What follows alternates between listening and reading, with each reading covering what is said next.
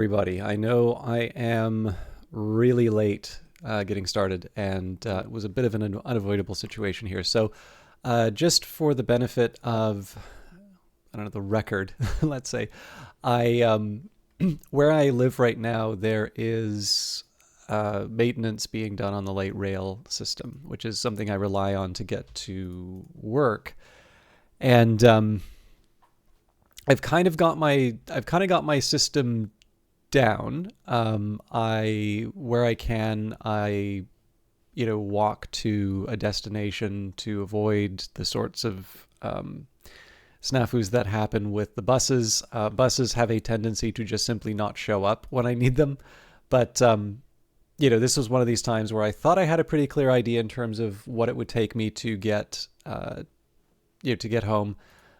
Didn't. It wound up taking longer, and then I still needed to get sort of dinner and all of the other things taken care of. So I'm ready to go. I am really looking forward to doing some more House of Light. I think I don't know if we'll be able to do a party, but it is kind of nice just to be able to play from the very beginning again. And I do know for the YouTube videos, I've not yet recorded Friday's episode. I'm hoping to get back to that. Olaf, thank you very much for stopping by. I know I was much later than I was expecting, so it's wonderful to see your name in chat. But yeah, I don't. I do. So if anything, just so that I can get some bug reports in, I do kind of want to get to the House of Light content, but I also don't want to rush to House of Light. Right? I have my way of playing the game. It's my first chance to play this expansion, and I sort of feel that the best thing that I can do is play it as I normally would play it, comment on things as they come up.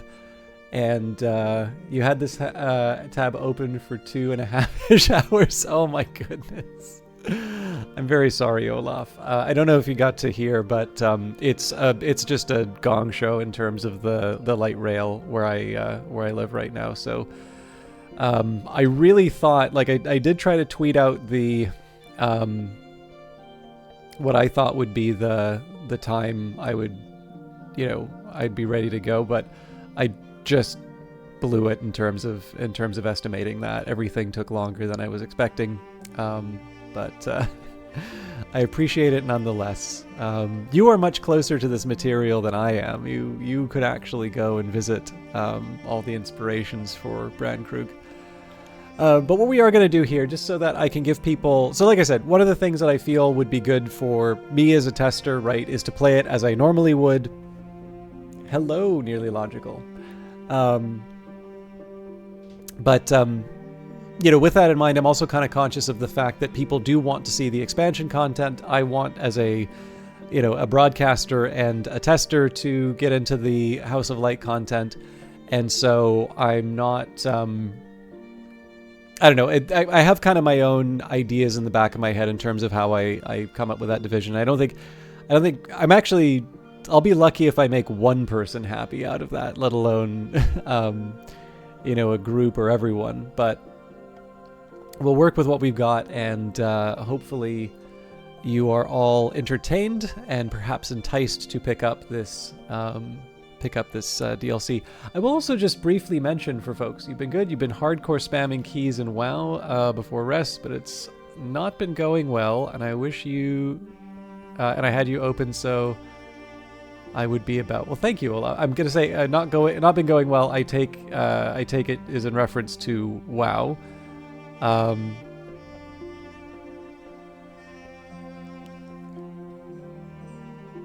Well, thank you, Nincompoodle. But yeah, for those of you that like some of the pre-recorded stuff, I did just want to note, I don't think this is going to be like a big breakthrough series that I do or anything like that, but I actually got a surprisingly warm response from someone who I wasn't sure would... Like, it's not like I was sitting down thinking, like, oh, why do they like that? It was just surprising because our interests along these lines are so different. But there is a subreddit called Roguelike Devs, and there's a couple of developers for games that you probably would have heard of in that subreddit, as well as the developers of certain roguelike libraries. I'm thinking specifically TCOD or Python TCOD. And every year they do, I think they've been doing this 8 years running now, there is a tutorial called the Complete Roguelike Tutorial. And the subreddit sort of hosts this event. The Roguelike Dev does the Complete Roguelike Tutorial. So this is the 2024 edition. Tomorrow will be week 3, but the thing to remember is that right now they're doing week 2. And week 0 and week 1 are, or sorry, not week 0, 1, they do 2 parts a week. So part 0 and part 1 really are getting set up. So it's getting a little late. I think it's like 9 weeks or something along those lines. Like you are getting to a point where you're going to be taking on a whole lot to catch up.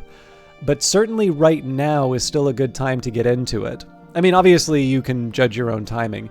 And so for myself, over the weekend, I sort of thought, you know what, this would be kind of fun to do. And I think in terms of just looking at the tutorial, I know sort of enough Python to be able to work my way through it. So what I decided to do is kind of a commitment mechanism, but also perhaps something that other people might enjoy. I am actually recording myself doing that. My real catalyst was I made every once in a while I lose my mind and I make a Linux virtual machine, and it always ends with some catastrophic failure that like loses all the data that I have on it. But I had a couple of things that I wanted to try, so I put Fedora 40 on, and I thought, well, you know what, this will be an interesting way to test it. Like, you know, can I do something new? Can I go through the roguelike celebration? Just a number of different things kind of came together. So for those of you that happen to like that sort of thing, that is its own playlist on the YouTube channel. I've got everything up to week 2, and I believe tomorrow around 7 o'clock, the week 3 video should come up. They're about 2 hours each. So if you, for some reason, like the audiobook version of a Python tutorial to make a roguelike, that is for you. And I will just stress, if you go to the subreddit, which I encourage you to do, there's a lot of people in there who are either proper game devs or people who are much more confident in their abilities than I am. And so what they're really doing is, you know, they're doing a variation of that tutorial in like, one person's actually doing it in x86 assembly. You know, I noticed there's a lot of people doing it in Godot this time, which I think is kind of interesting because the default library that they have, TCOD, isn't really made for that, right? Like it's, you know, well, I mean, you can, but like, I think that's done using SDL2 and, you know, it just has a bunch of little helpers to do the sort of thing that you'd normally want like a Godot to do or something like that. But again, I mean, the whole point of that exercise is to just have everybody to get together and do something to participate. So wanted to flag that just because it might be of interest to a few people who are watching. But on top of that, I thought it would be nice to, I don't know, I maybe mention it, and even if you don't follow the videos that I do, you may want to participate yourself. I can also give a link to if people are having trouble finding it, but I'm assuming you're all perfectly capable of using search engines. So I did promise House of Light. We are going to do House of Light, and I am going to read the introduction to it here. House of Light. In the House of Light. House of Light is a big expansion woven deep into the game. Here's a spoiler light guide on how to find the new bits. Food. Combine ingredients at the 3 kitchen workstations to create dozens of new dishes. You'll need kitchenware items to find all the recipes. Tip: the spice scales and the spices and savors skill will substitute for each other. A writing case. Once you've received this gift, you can record addresses from the calling cards left by satisfied visitors and write to these visitors to invite them back to the house. Tip: visitors don't arrive instantly. Visitors don't leave calling cards until you've helped them, and some visitors are easier to summon than others. Salons. Place food and drink in one of the 6 salon rooms, and you will then use the bell to begin a salon. Do it right, and you will be rewarded with sparkling conversation and lessons. Tip: visitors usually prefer food and drink which matches their primary interest, but some have additional requirements. Beta note: there are about 400 interactions in here, but probably 100 to go. In particular, the villagers don't yet have unique interactions. Manuscripts. Use paper, ink, and a skill to write a manuscript based on that skill. These manuscripts may be necessary to satisfy thirst for specific knowledge in further stories. Lessons from Salons will help you improve those skills and write more useful manuscripts. Tip: you can't reliably control what visitors will discuss. It's a party, not an interrogation, but they'll usually provide lessons related to their shared interests. Further stories: once you have completed an incident, follow it up in the Tree of Wisdoms. Visitors will need more specific help here, perhaps a book on a specific topic or a specific book. Note: further stories for the Invisible Opera and the Dappled Rose are not yet available in beta. Tip: an affair opens to further stories once all interested visitors have had the opportunity to ask you for help with it. Be aware, in some further stories it can make a difference who you originally helped. Be careful, this is one part of the game where choices can sometimes have permanent consequences. And finally, the title feature, The Institute. Look for the lighthouse out at sea. When your visitors are ready, use it to establish the true heirs to the Curia of the Isle. Note: only a very limited and incomplete preview of the Institute functionality is available in beta. Further stories and outcomes can inspire your visitors to support the Institute for their own reasons. Their nature is constant, but some story outcomes can make them decide to emphasize one agenda over another. So, we are ready to go. The Watchman's Tree. Hush House is one of the 9 great libraries of the Watchman's Tree. The select few places where ours... No! Alright, let's see what we are up against. So I don't think we've started the day yet. We are in dawn. We've got Eason's card, but we don't have a use for the occult scrap yet. And actually, I'm sorry to walk away. It just occurred to me I left my pencil in the other room, so I will be back in just a second once I've got that.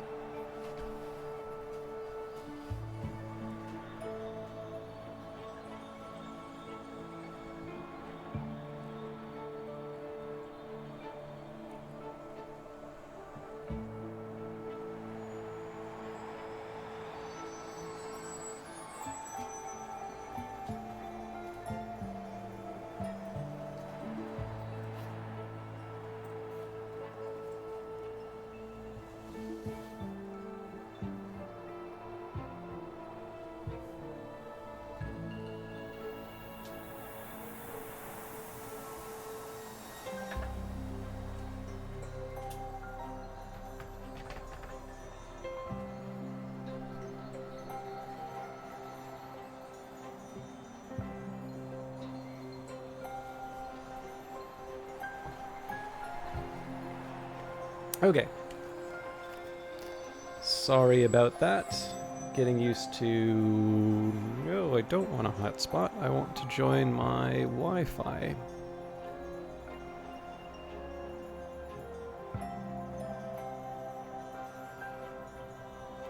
Okay.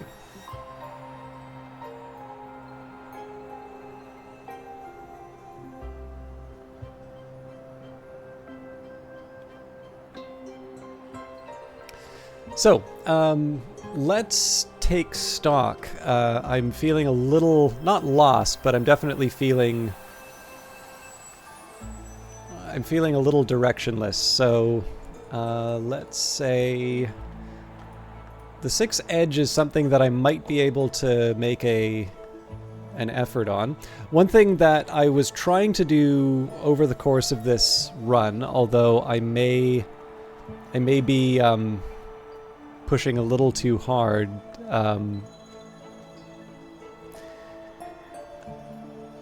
doing this. I want, if I can, to have one of each of the skills before I start going too far on leveling these up too much. Because one private goal I have for myself, I will follow the recommendation to follow the Hushery skill. I mean, I suppose one thing I could try to do is just do 1 through 9 on Hushery and use that as an anchor, but there are other ways for me to do that, right? Like Nyctodromy definitely gives me a couple of passages to Hushery. Alternatively, Skolakosophy gives me a passage into Nyctodromy, and in fact, I don't even need to start in Skolakosophy. I could, in fact, start at Bosk. Of course, if I start at Bosk, then I wouldn't be able to hop from Preservation. So I have a few different ways that I can sort of navigate the Tree of Wisdoms. But one of my goals here is to actually make it out to the very edge of all of the wisdoms. This was something that I didn't do in my original playthrough just because I didn't quite think all of this through. And so one of the ways I'd kind of like to plan it out, and one of the ways that I can do that is by not giving up the duplicate lessons too early. So Disciplines of the Scar is one that I need. Inks of Power is a pretty high priority. We don't yet have Rites of the Roots. Now, some of these higher level ones are going to give me more than one lesson, so I am going to be forced to make some decisions. Radical Measure is 10 and 12. Yeah, lots of 10s and 12s here. Well, we already read Sunrise Awakenings. I think the Nox stuff is pretty straightforward. In fact, I think Stolen Histories would be quite easy for me to read, and that has Coil and Chasm, so that should be priority. But alternatively, Traveling at Night Volume 1 has Edict's Liminal, which I already have here, so I could read it, but I'm a little reluctant to, just because I don't want to get to that point where I'm doubling things up quite yet. If I have to, I will, but just, you know, at this point, I'd like to try and keep some of my options open. Okay, so the first thing I'm going to do is wait to see what the weather is. Now, next question, though, is, do I want to bring in a hireling? I guess with the serpent-haunted bedroom, I have the option of hiring a miner at the Sweet Bones. So let me just work that out, actually, because that's going to have some implications in terms of whether or not I read Stolen Histories. So a miner will give me 2 scale. I think I even worked this out before, but... So miner gives me 2 scale. Then I can give the health for 3, the serpent-styled glass for 4, and then fear gives us the rest of what we need. So, with that in mind, we'll start by spending a crown, assistance from a local miner. In spring, the local miners often travel to the Feast of Lights below. If one breaks his journey at the Sweet Bones, a shilling will buy his labor for a day.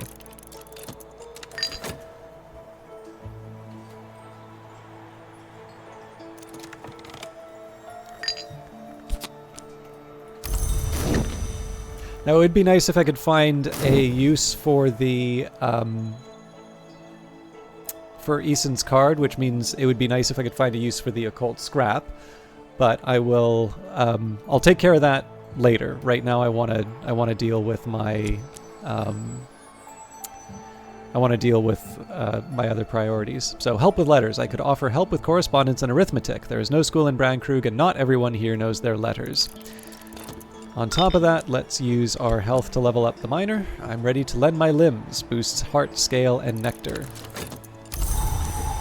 Oh dear, it's a rainy day, so this is actually in theory, not a bad opportunity for me to read the Orchid Transfigurations.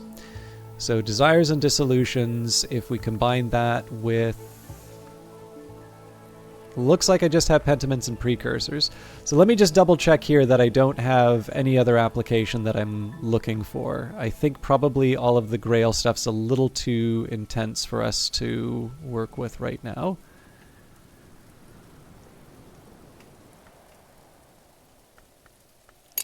Yeah.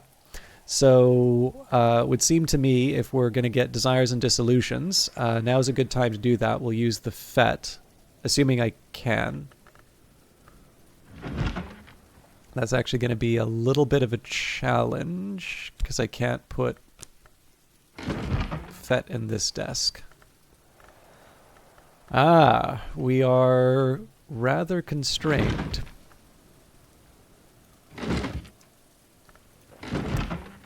Okay, the scale saves me there, but then I can't put this memory in. So I need something that I can use at Ava's desk, which in this case really is the Whist. So if I use the Whist, I can then add the Rain, Pentiments and Precursors. Then we add the Spice Scales, redolent with decades of piquant passage. And finally, the Orchid Transfigurations, a Feast. Grail Birth. I can master this mystery. Enough Grail to match Mystery Grail. Still a good use. I mean, it's a shame that I had to give up the whist, but I'd still say that's a good use of the day's work. I almost forgot we're healing. All right, an offer from Oriflammes. Oriflammes, established 1776. Sense Signs Sciences. Dear librarian, we would like to offer you this opportunity to purchase. It's a 4 tally price, so expensive by our standards, but not unworkable. And it is The Sun's Lament, which is a low edge mystery. I think this is one that's worth picking up. Oriflammes thanks you for your custom. All right, we'll work alongside each other. So let's just level up the miner as we need. The last step that we're going to require is the fear, which right now is locked up with the FET, but we may be able to talk our way into the fear as well. We really don't have that much else to do over the course of the day, seeing as we're reading the book. All right, time, peace, recovery.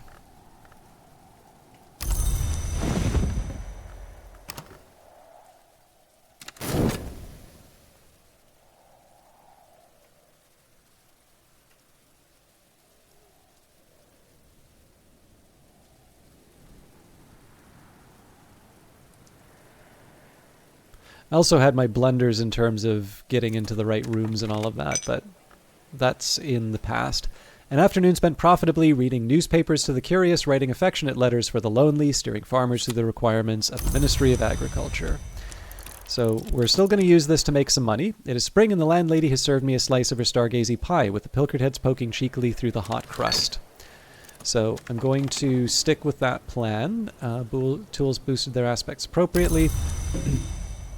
So we've got 4 of the 6 that we need, so I'm going to keep talking with the miner until we get to sort of the point of no return with the conversations. And then if I need more verbs, if I need more things to do, I can always pay, or I can, I guess my laundry's already dirty. Once washed, it'll be suitable again, but I could drink something. At some point when I have a few more elements of the soul available, I'd like to make a bunch of tea and coffee so I just don't have packets sort of sitting around. But this is not the time to do that. I've learned something, or perhaps just remembered it. I could encourage my assistant, work with them, for a little while exalt them, or I could just listen to whatever they might have to say. So plenty of opportunities for us to do things at places like Crowcross Sands and the Moor and such, but I'm really focused on trying to get certain rooms open, particularly the ones that will allow me to do some cooking, so the ruined kitchen, for instance. I do have some options available to me, so for instance, I could use this regret here. Well, the regret wouldn't be good. I would want something with more forge, but I can try and boost up Denzil to try and help out with the ruined kitchen and such. But today's not the day for that. There's a couple of other opportunities that'll take instead. So I could offer help with correspondence and arithmetic. There's no school in Brandkrug, and not everyone here knows their letters. All right, Solace, peace after trouble.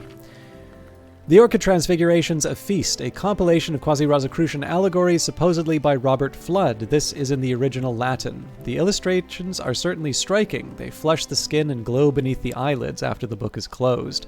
We must devour to be devoured. We cannot be undevoured, as we cannot be unborn. So here's an intuition. Here's desires and dissolutions. I haven't quite figured out the relation between desires and dissolutions. I guess that I'm sorry. This is probably not the most respectful to the art. So, oh, I get it. No, there we go. Now I see it here. I'm sorry, I was too busy trying to maintain eye contact with the lady in the picture. I didn't notice. That's the only reason I couldn't detect the art. All right. Intuitions. We've got gossip, we've got storms, we've got an overflow. Maybe we don't have intuitions. Hindsight, foresight, salt, stolen secrets. Fear, solace. Yep. Patterns.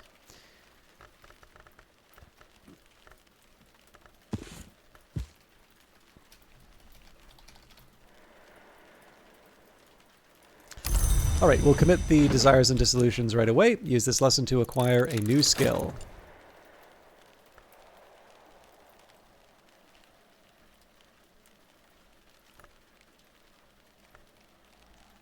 And again, I've been looking for something I can use this occult with this occult scrap, so I can add Eason to the collection. But it's not like I don't need to do it right away.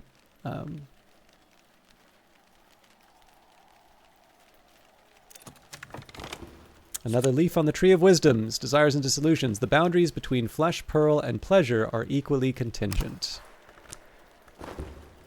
I've learned something, or perhaps just remembered it. Now this is tempting, because it is one scale. We could use that to get up to level 5, but then I would need to find the scale from something else. Now let's just take a second here. I think one of the wine, yeah, so the Domaine Reveline would actually help us with that. So that is an option, but we don't have anything else to do with this miner right now, so we'll just keep talking and see if fear comes up.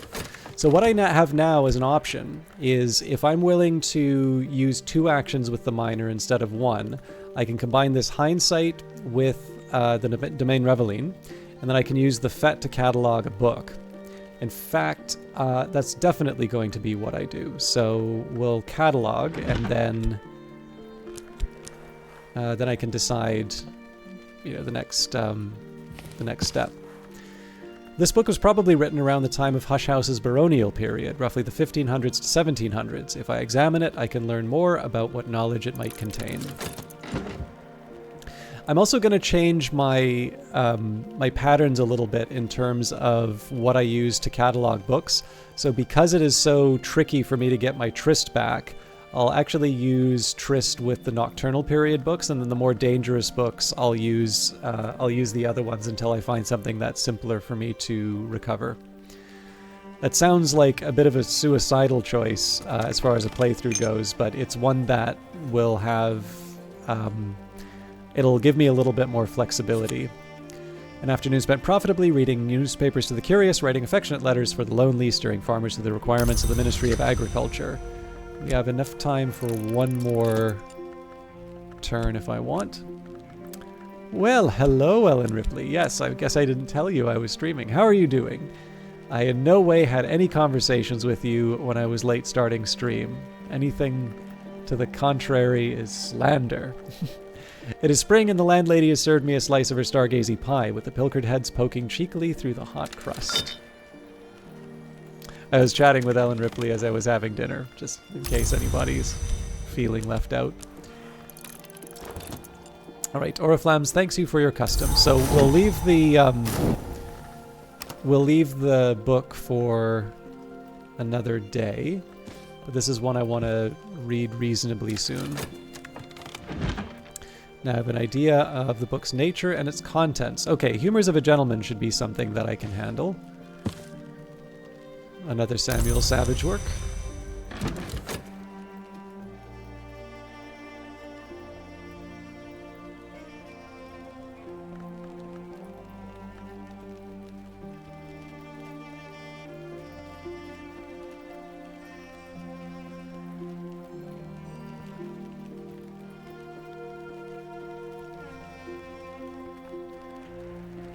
Happy to have you here, Ellen Ripley.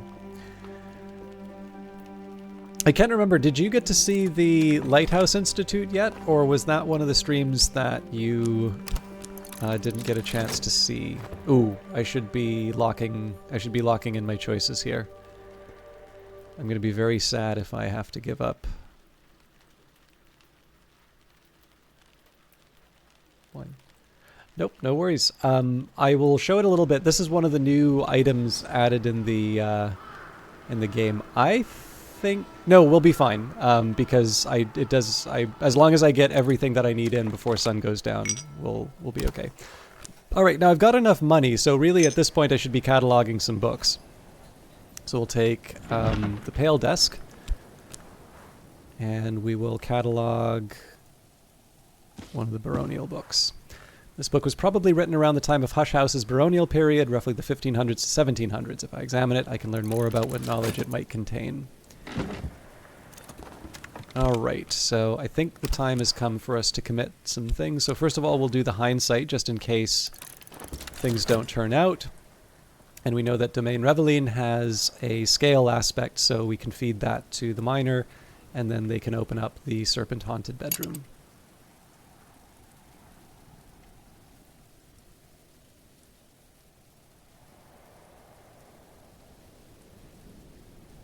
So out of curiosity, I don't mean to put you on the spot, Ellen Ripley, because I know these character names don't immediately leap out to you. But do you have any characters you maybe remember or find interesting in Book of Hours? I know that's a bit of an odd question, but there's obviously a lot of different characters that exist in this setting, and some people have opinions. I'm going to put the Journal of Walter de Wolf on kind of the ledge here, but I should probably come up with a better system. Okay, one more thing to go. Memories don't last long outside books, but it's made a difference for the day. I can offer my assistant something to drink.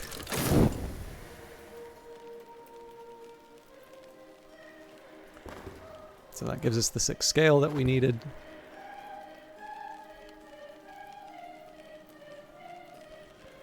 Do all characters count, like visitors and things? So yep, you can choose to interpret character as anything you'd like. There will be some specific ones that come up when we start talking about the Lighthouse Institute, but one of the big features of House of Light is that you can host salons at Hush House. So you have... sorry, I messed with my... I'm just going to adjust my headphones. I think all of you can hear the music. It's just me who's having trouble. All right, that feels better. But yeah, so one of the big features of the game is definitely that there's more to do with all the characters. Maybe not the pets. I don't think you can bring the pet to a tea party or something like that. But otherwise you're pretty good. I always thought Dr. Serena Blackwood was shiftier than they let on. This Serena? The one whose bust is carved from alabaster? Who departed but did not forget? The one who gave me the writing case? The one who is not in the picture, only a garden? The one who tended the invisible Serapeum? The one whose name is an occult alias? Interesting. Actually, I think Serena was one of the first people we ran into in the House of Light DLC. That's actually enough for me to go on, but Nearly Logical's taking notes.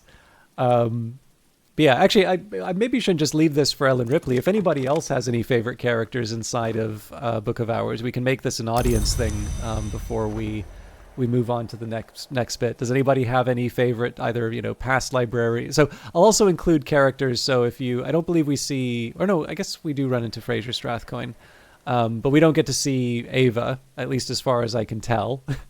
I know there are suggestions as to her status. So far as I can tell, we don't encounter Thirza Blake, but we know quite a bit about Thirza Blake, and I know that is a favorite of a couple of the people who watch the channel. So, Solomon Husher. Oh, are you mean, or are you talking about Timothy? The rectory is dark, and Terence the housekeeper is probably a prowl. I should return after dawn. Okay, yeah, sorry, Timothy. My apologies. All right, he's somebody we can bring into the party. All right, let's take care of the serpent haunted bedroom. Bright scaled, watchful snakes lie coiled on every surface. I think some of them might be real.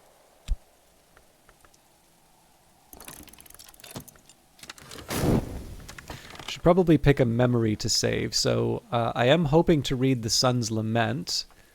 but that may not be an option for tonight. So another alternative would be Humors of a Gentleman, which would give me Sky Stories.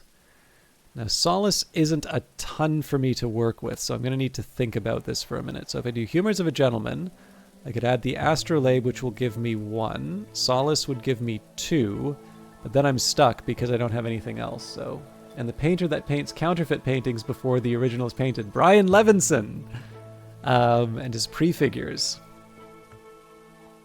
You've all got some interesting characters here. So, sorry, I'm trying to pick a memory.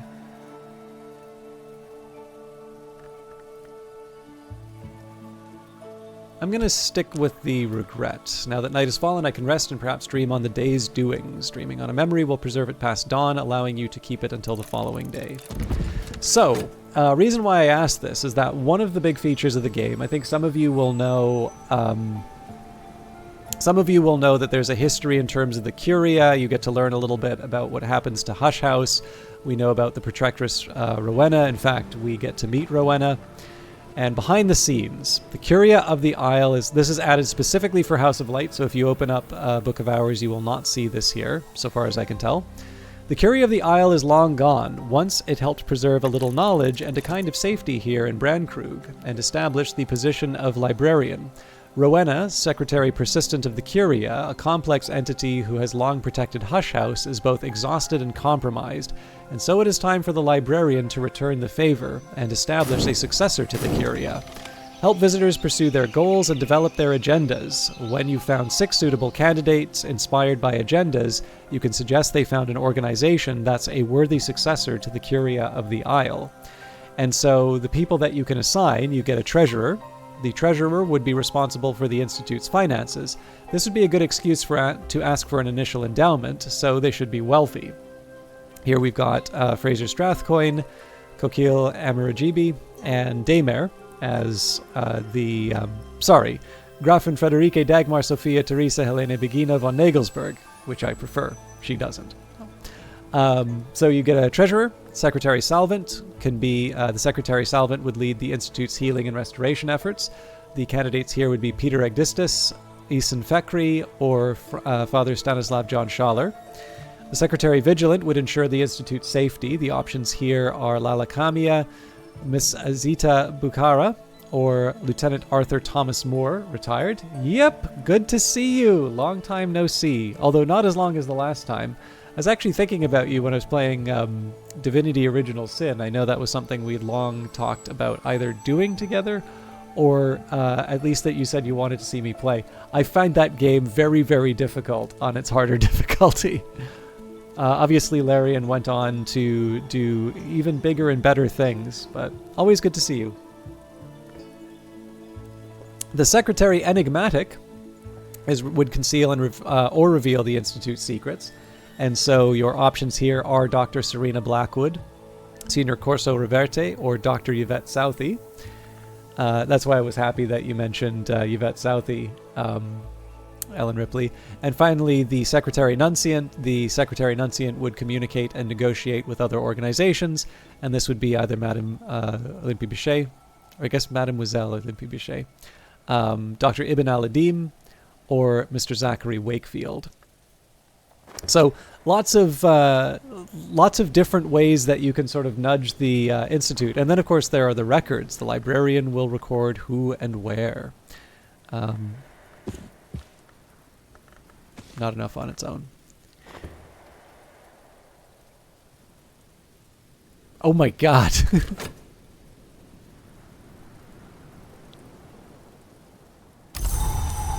Alright, a gale. That's quite helpful for us, actually. So I'm going to need to make some decisions in terms of what I want to prioritize. So, 6 heart and 6 sky. The gloomy room, 5 edge, 5 heart. Ruined kitchen, forge and sky. So I guess I did say that the kitchen was going to be the big priority. Have you been looking at the Steam Summer Stale? I thought it finished. I did wind up picking up something, though. I got on the recommendation of Prosciutto Fist, which actually, for those of you not familiar,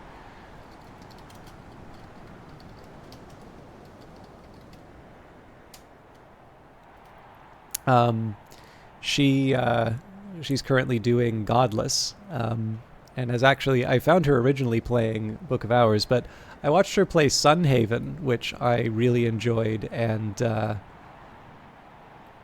that was my real summer sale purchase. I don't think I got anything else. Sorry, I'm taking a minute to try and remember if I bought anything else.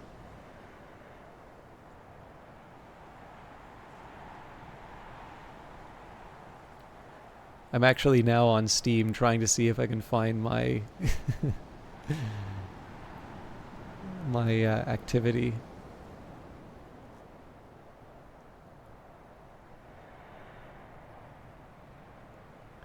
I'm apparently the type of person now who buys games in the summer sale and doesn't remember doing it. I never wanted to become that person.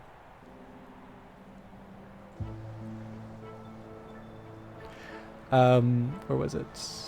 You missed the Siren's Call, probably for the better. I don't know how you're feeling about your particular collection yet, but I know for myself, I have a lot to get through, and I don't need more games. This doesn't mean that I won't buy new games, because, you know, there are some things that I've sort of been sitting on, waiting to play. But I've also really been enjoying getting through a few things that I've been meaning to play for a while and trying to play them to completion. I'm still kind of old-fashioned in my taste for games, where I'll often find that I oh, that's right, I got the Sinking City. I played the Sinking City before, that's why I didn't remember it. But yeah, I do tend to want to play my stuff to completion. I do find it hard to pick something up and not finish it. Anyway, sorry, I didn't mean to spend too much time on that, but there is a specific thing that I'm looking for here.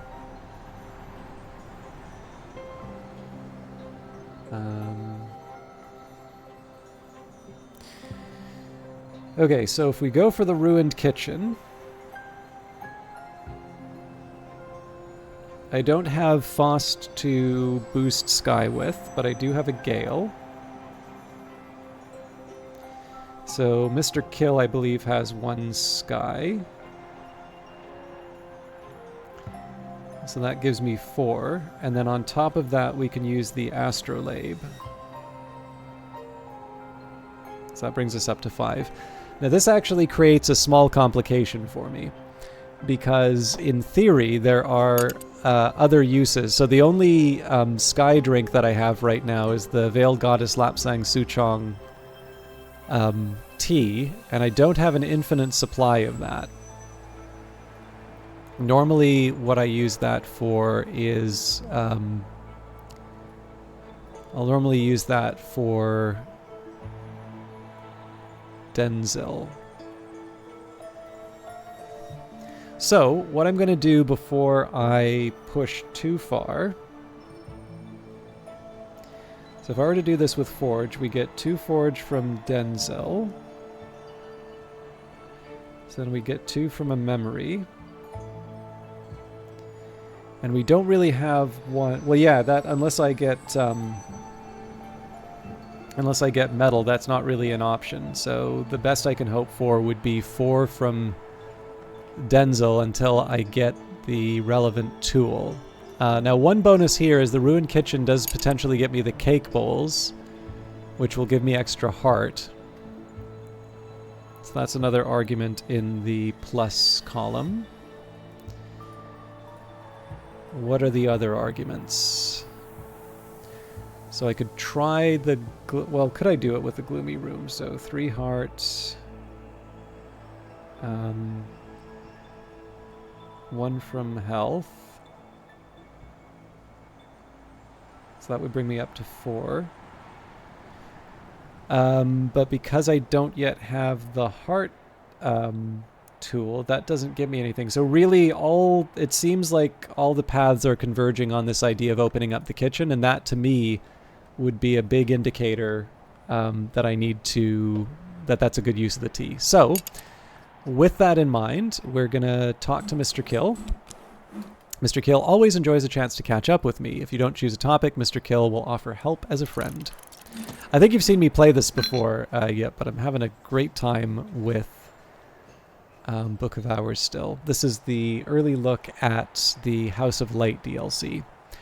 Now, I'm trying to decide whether the Wist or the Health makes the most sense to apply here. I guess I was going to read a scale text, so it might be a good idea for me to just leave the...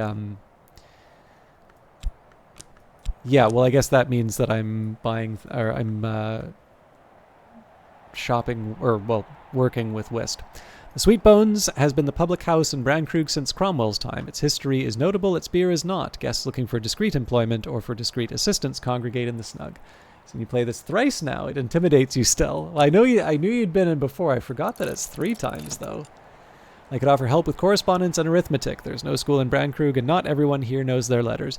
We're definitely not at the beginning, but I feel like we've made... I don't feel we're at the, like, really tough start either. So, or sorry, we're not at like really tough, we're not at the start, but we're not at like the tough spots where you need material from the start to understand. Like I feel like we're early enough that you can hopefully get a grip on the game, or you can just, you know, listen to the sound of my voice. All right, Stolen Histories. I'm going to read that. Now this, where you need to rely on pentaments and precursors as well as the hourglass. So we will do that here. We're doing this because it gets me Coil and Chasm. I can master this mystery enough scale to match mystery scale. But our main focus of today is going to be loading up Mr. Kill with a bunch of Sky. Oh, I can also catalog some books. So we'll use Ava's Desk with the Tryst. Now again, we said we're going to preserve Tryst, so we'll catalog a Nocturnal book with that. This book was probably written around the time of Hush House's nocturnal period after the turn of the century. If I can examine it, I can learn more about what knowledge it might contain. And then we'll use the Fete. We're going to open a scary book with that one. So in this case, either a solar or a dawn period book. I don't think it really matters which one. I think they're equally dangerous. So catalog a solar period book. This book was probably written around the time of Hush House's solar Gothic period, roughly between the 1000s and 1500s. If I examine it, I can learn more about what knowledge it might contain.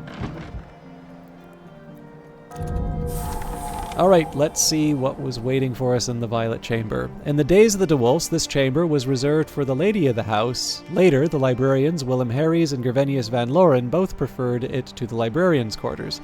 Harries established a shrine to St. Agnes in the far corner, and there it remained for many years until Van Loren ordered it to be removed.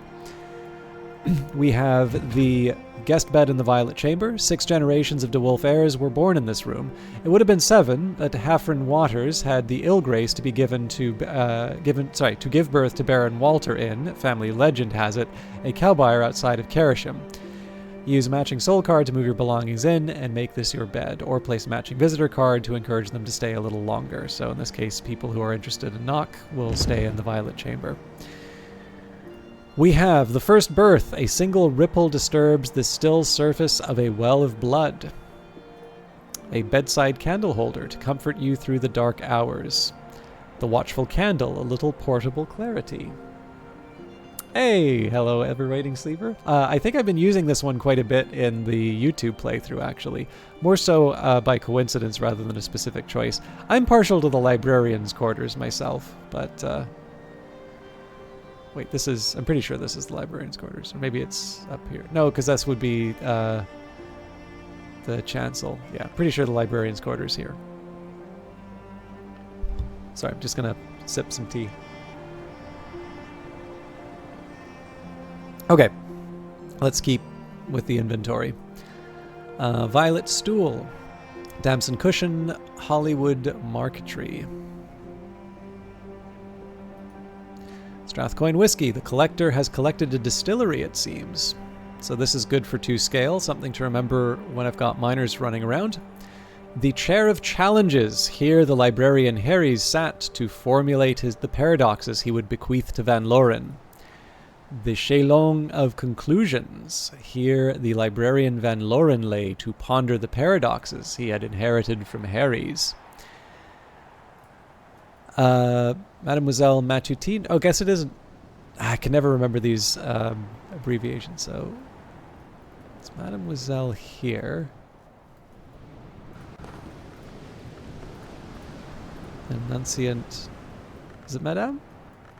I really should read these abbreviations. All right. An alluring young woman with deep blue eyes, hard and dark as sapphires. Okay, what was I going to say?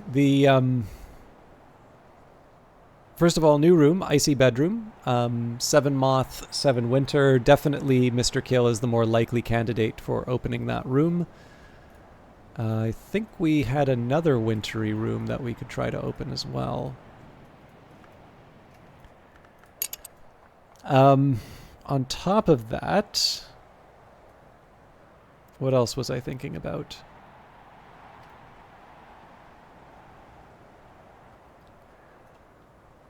Nothing critical. Oh, wait, I remember now. I've carried a memory like a flambeau safe through the mazes of night. We were talking about Harry's and Van Loren. I can't remember if these are the same, but...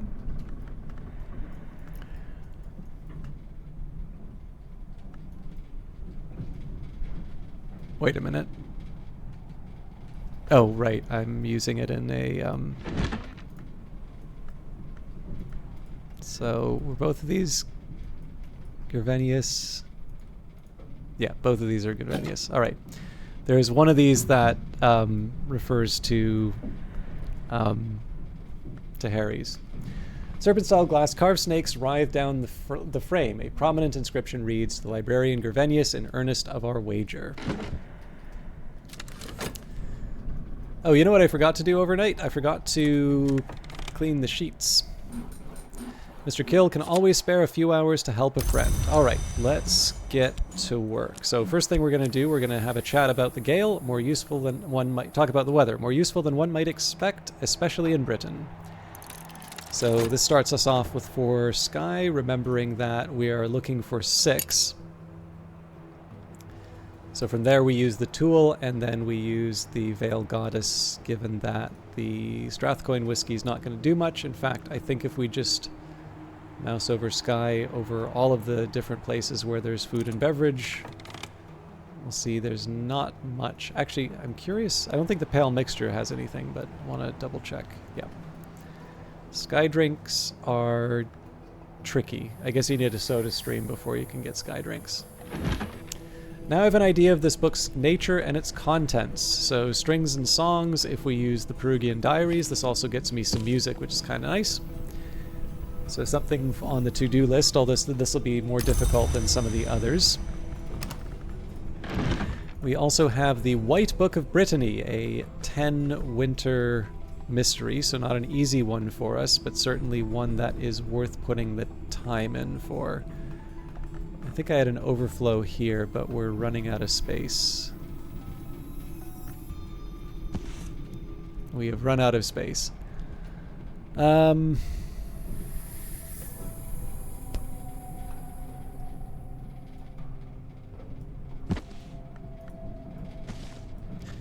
Need to start organizing this a little bit better, so...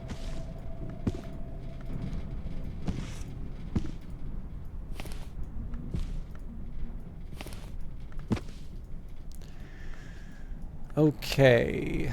I'm just gonna pull up as many books as I can to sort these.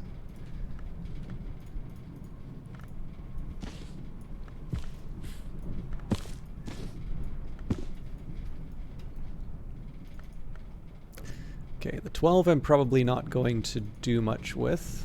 Oh, I have more than... Actually, the 12 can go in here.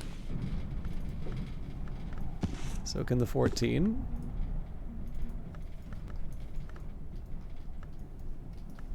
Too many 10s. Alright, well that's gonna create a problem.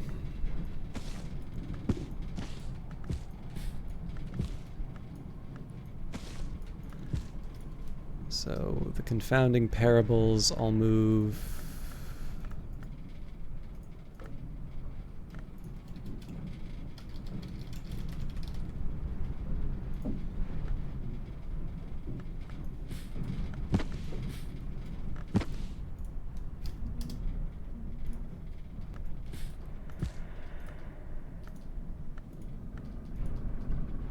These were languages I didn't understand, so I'll keep those there. Okay, I'm starting to impose some order.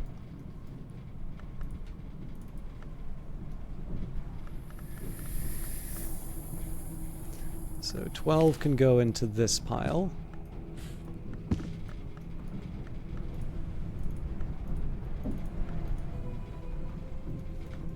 Six should be in this pile, but it doesn't quite work.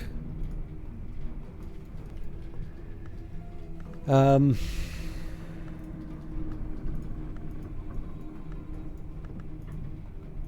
I moved all of this, but for no real purpose.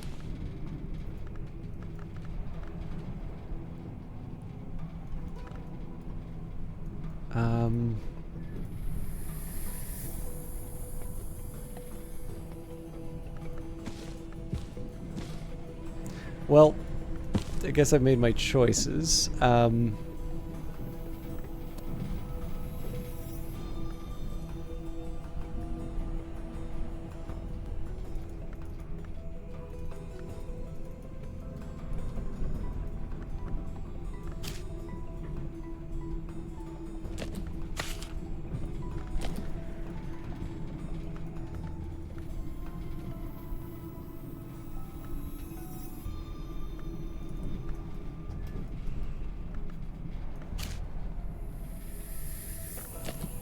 The tantras are put away. I do need to find a place for the recording, though.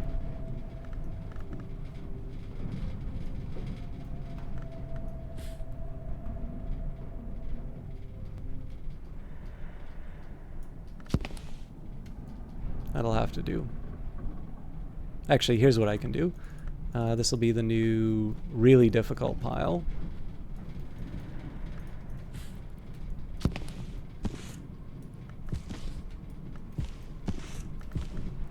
And then that gives me the freedom to say, okay, so you're a 6, so you go here.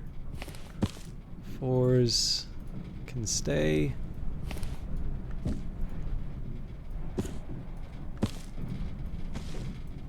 There we go. Everything is now in its place.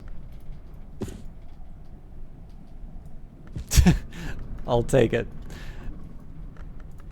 It's very important that the library have order. All right, so we are still working on getting Mr. Kill to the level that we need. This wouldn't be a bad dress rehearsal for thinking about how we'd make the winter happen as well, but one step at a time. All right, so the astrolabe now. So Baron Silence's astrolabe. Thomas DeWolf used this armillary, a spherical astrolabe, in his calculations, but it's much older than he was. I can lend my assistants something to help increasing their abilities. I haven't looked too much into it, but do you need to start a new game to play the DLC, or does it just continue the story? Actually, you know, VTRHG, so I haven't done that much in terms of the story yet, and that's just by virtue of the way that I play. Now, I just want to be clear, I've, put the sign up here that says early beta, and all this stuff is subject to change, of course. But the developer has actually answered this question on subreddit, and I have my own individual experience of this. So the DLC seems very much intended to be something you can start playing from your existing save. And in fact, as a streamer, I've had some rather ridiculous requests of the save files for Book of Hours, and it's done a pretty darn good job of surviving them. There was like one sort of hiccup, but actually Weather Factory was really tolerant of my my emails.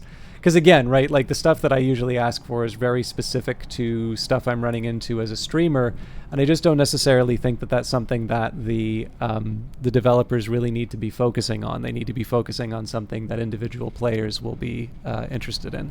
So to directly answer your question, my understanding and my experience has been that you could take an existing save and experience the DLC. Probably the big headline feature for me is the Lighthouse Institute, but there's also the addition of the rooms that you can host a salon in. But on top of that, my understanding is that the records of sort of the decisions that you make in terms of all of your guests Those are recorded as part of the game. Like, those have been recorded since the very beginning of the game, even though they didn't necessarily have a direct effect on anything. And so, in principle, all of that history will come into play with the stories that you complete. So it's not even the case that you may have gone down certain paths that perhaps now, with the knowledge that there were some consequences, that might leave you in a bit of an odd spot. But my understanding here is not just that you could pick up your playthrough, but essentially it would be as close as you can get to having sort of started with the DLC before it existed, if that makes sense. That said, of course, I have been kind of going through the experience of filling up my writing case and so on and so forth, so some people may prefer to start from a new save and have that process of building everything from the very beginning, but that's not a requirement, that's a preference. So hopefully that answers your question. I know I was going on a little bit there. Yeah, no worries. And again, like I said, I do want to be very careful when I say this sort of stuff. It's easy to promise people the world because I'm just a broadcaster, and the developers of this game are the people who actually need to make the stuff happen. So I do want to be as clear as I can that I have my own individual experience of the game, and I am playing an early beta that I'm very grateful to Weather Factory for sending to me. But I don't want to come off as giving some sort of official announcement. If that plan changes, if something comes up, obviously Weather Factory is the last word on what's going into the game. A library waking up someday and there's a whole new room in a lighthouse. Wait, is there a new room? I thought it was just I thought they just added like the bells to the existing rooms. The shape of the house seems to be the same, but it is spring and the landlady has served me a slice of her stargazy pie with the pilchard heads poking cheekily through the hot crust.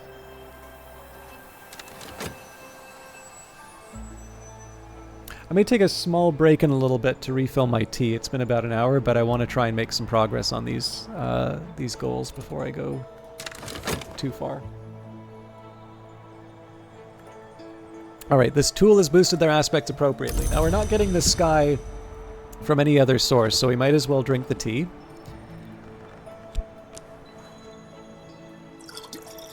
I can offer my assistants something to drink. This will increase their aspects. They'll also be glad of the refreshment.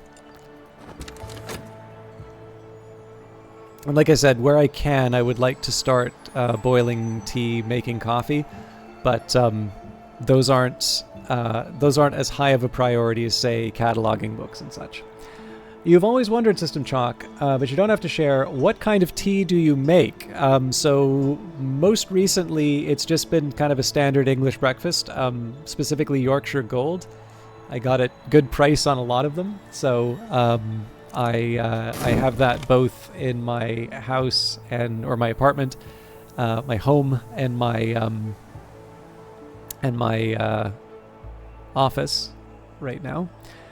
Good evening to you, Cured. I hope you have a good, I'm assuming, evening at work.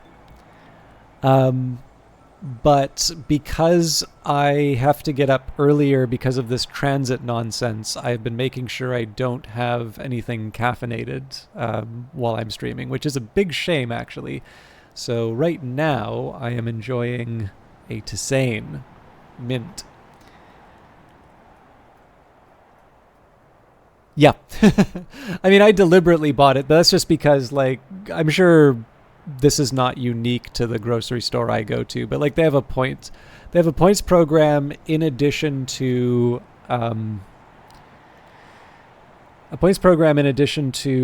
like they're just their usual like flyers or whatever, and being able to combine those two can usually wind up in some pretty potent combinations. So my usual thing has been like there's a particular brand of coffee that I like. I think it's called like Kicking Horse or something like that. And that one, it's not the cheapest on its own, but it does frequently go on like a 2-for-1 sale or something like that. And I don't even always get it at that point, but what I do is I wait for the 2-for-1 sale, and then if the points program has, get X points for, for buying this quantity of something. And it usually works out to being something like, a 10 or 20% discount once you work out like the monetary value of the points or something like that. So it's not, you're not moving heaven and earth with it, but it does add up. So my usual deal with those is I wait for the combination of a decent sale and then the hey, you get points for buying this stuff. And I basically clean the place out at that point. Like I buy as many bags as I can that I think is going to keep me in coffee until they expire. And of course they're in those like vacuum sealed packs. So they'll last like a year or something like that. And essentially what I do is I get, how much am I spending on tea? Well, I mean, for me, I think I could spend for Yorkshire Gold. I think like it would wind up being $7 Canadian or something like that, and that would last me for about a month and a half in terms of tea at work. But then like for variety, for stuff like some mint tea or something like that, I'd probably go to maybe $15-20 or whatever. I don't really spend that much on tea because, again, like what I usually do is I do that whole thing where there's a similar thing for the tea, right? Where if they have a sale going on and it lines up with the opportunity to get all those points, I just no, I don't get a 500 pack. I don't know who. I think Ellen Ripley was the one who bought the 500 pack. But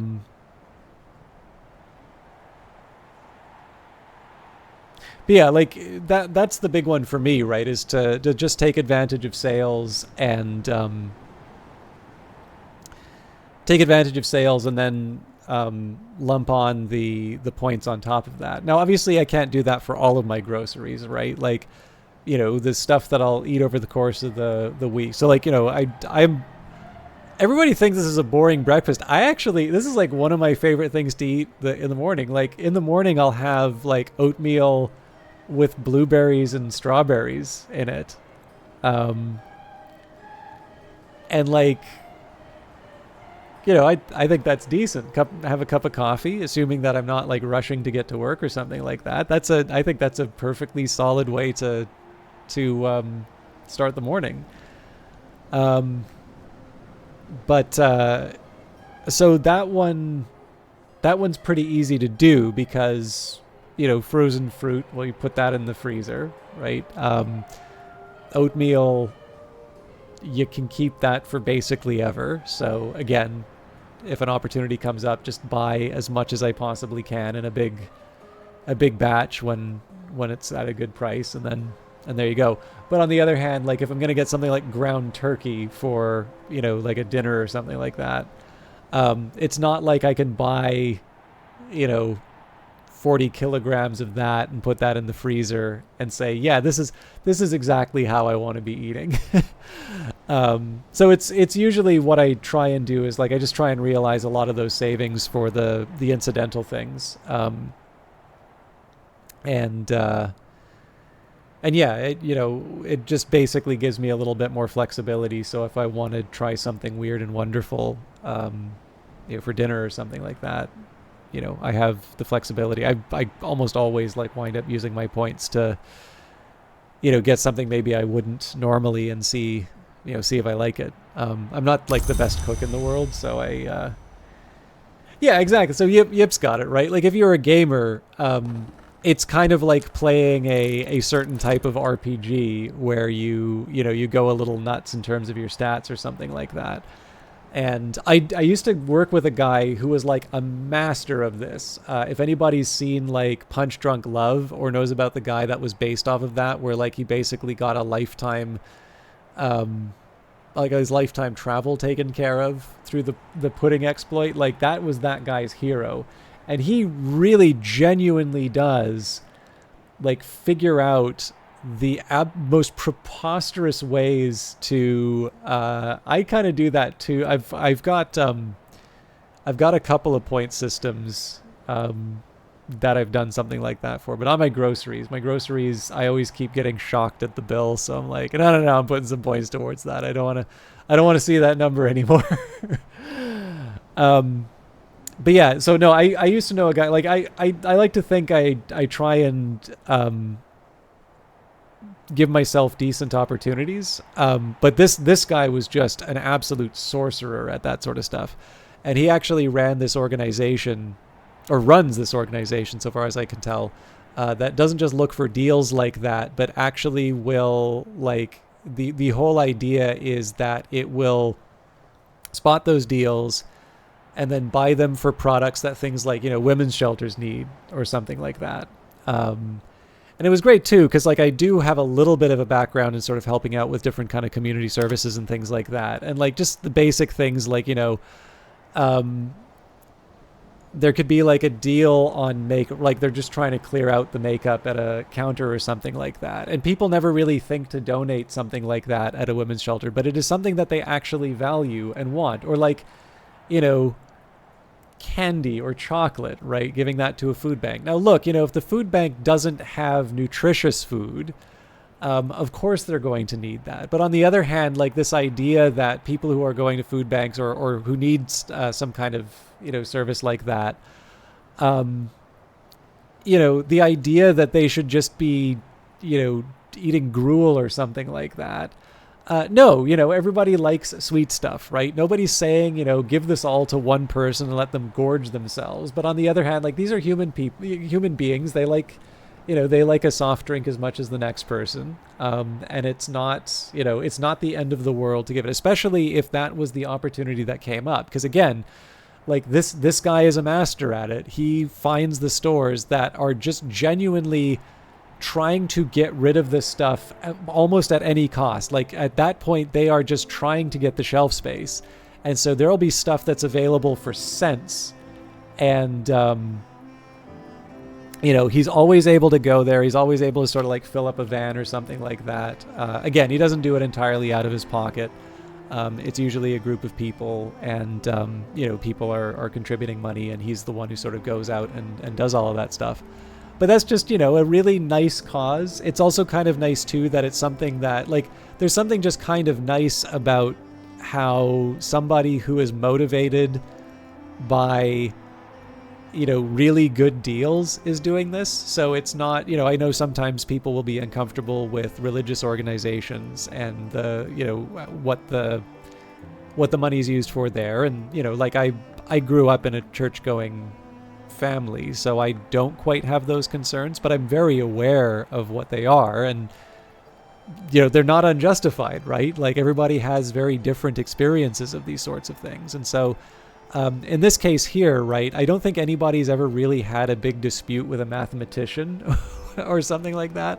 And so in this case here, right, it's just it's things going towards what I think are unambiguously good ends, and it's not necessarily complicated with some of the other things. There's no like administration fees that are kind of perpetuating these jobs that maybe you don't feel as good about. It's just a nice little local way of helping. I have a huge respect for that guy.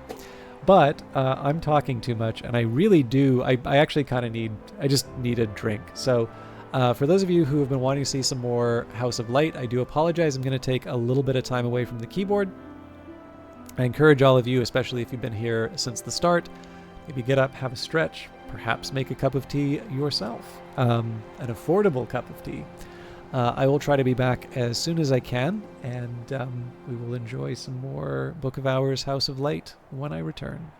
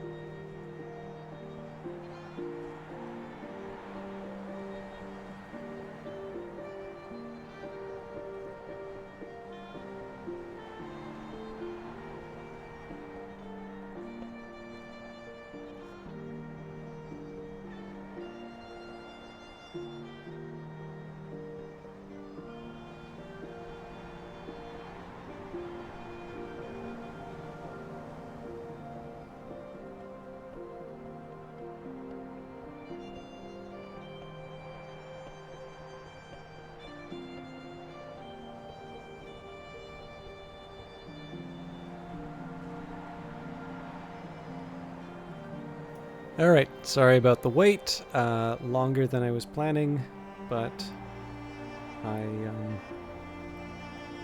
almost had a tragedy. It's a bit dark in here, so I almost tripped over and yeah. I am not wearing my tea, which makes me happy.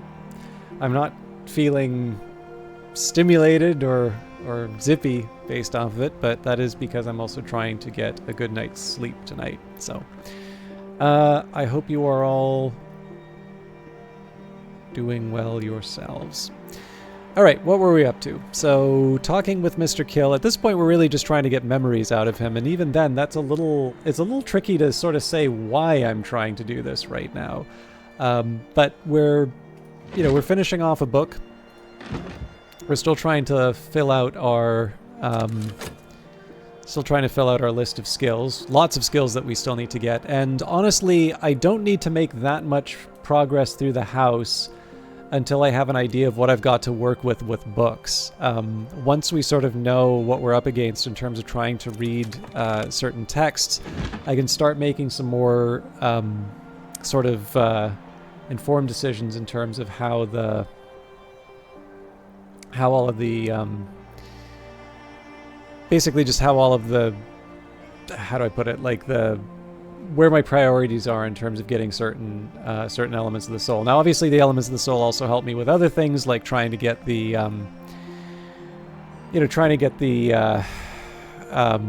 different rooms opened and things like that. But we also have the option of hiring certain workers to make that easier as well. So, again, lots of different paths. It's definitely a game that allows me some flexibility, and I intend to take it. All right, Stolen Histories. The agitator and pamphleteer, Alexander Sparrow, inveighs against the monstrous serpents, thieves of history. Sparrow acknowledges 5 histories, insists that the 3rd history may be overrun by coils, and warns the 5th history is already lost. Sparrow, with his usual paranoia, appears to be conflating the horror of the Worm Wars and the Great Writhing with the activities of the Great Hooded Princes. Still, he draws thought-provoking comparisons between the princes, normally conceived as exotic Knocklong, and the widely feared worms. So we have another fear to work with. That's good. Fear is something that sort of allowed me to make some progress elsewhere. Which one was this? Treatise on the Underplaces, I think. The oldest and strongest emotion of mankind is fear, and the oldest and strongest kind of fear is fear of the unknown. H.P. Lovecraft. Oop, I think I just killed my audio unintentionally. Just 1 second, please.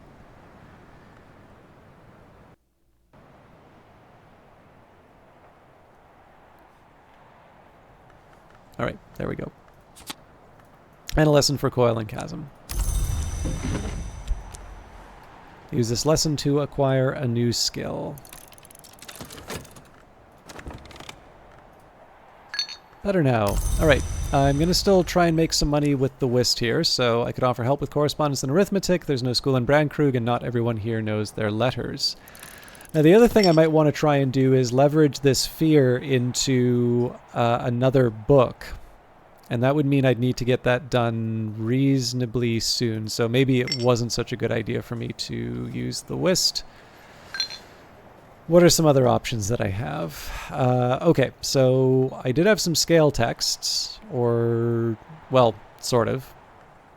Got the level 6s.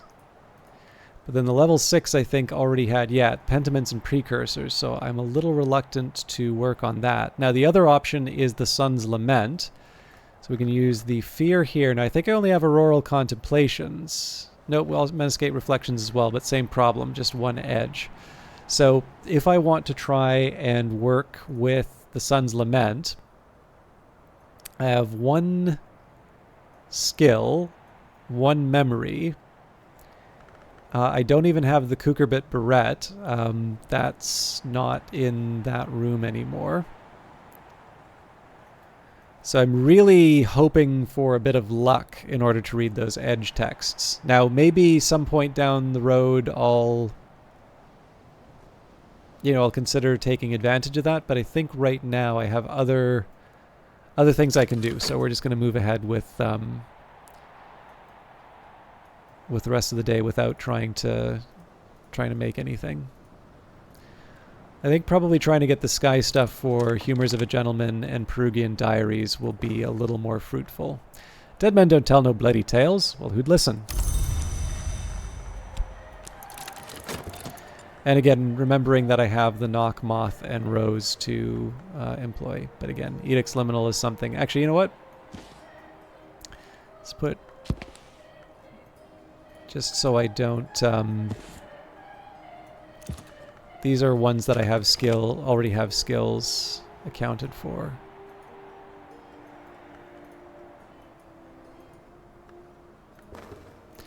Another leaf on the Tree of Wisdoms. Coil and Chasm, Worms, 7 Coils, Dangerous Places, How Earthquakes Are Bound, and Why They Are Released. So the aim for the next little bit here is just going to be to try and open up a few rooms. This is definitely going to be a big one for us in terms of the ruined kitchen. That's because that gives us access to the kitchen bowls, but also a kitchen in order to make some food. Right, Memory Foresight. I don't have an immediate use for it, but still nice to have. 6 Forge is a little too tricky for me, so I can get 3 between the Foresight and a tool. Bells and Braziers would take me up to 5. Well, you know, that's not the worst to work with, I suppose.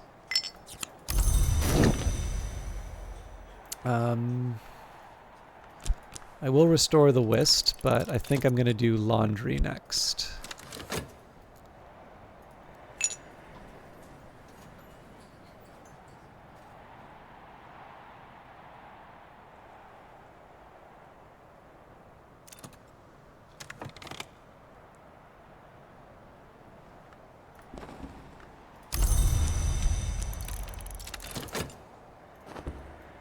Again, we've already got Mr. Kill to where he needs to be, so this is just a matter of seeing it through to the end.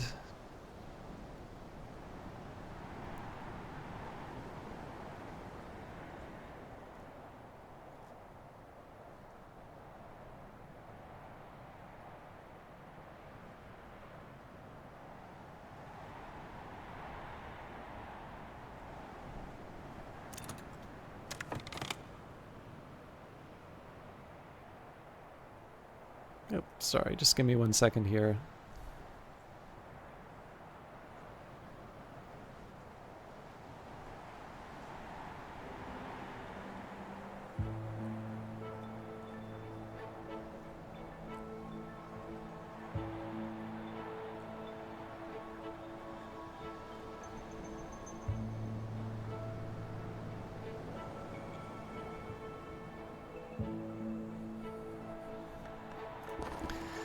Okay, more memories than I really know what to do with here, so I think at this point we're just going to open up the ruined kitchen. So finally signs of a fire, but it looks as if fortunately the chimney breast collapsed before it could spread too far. It can't be why the house was abandoned. In any case, the kitchen will need skilled labor to restore it to a usable state.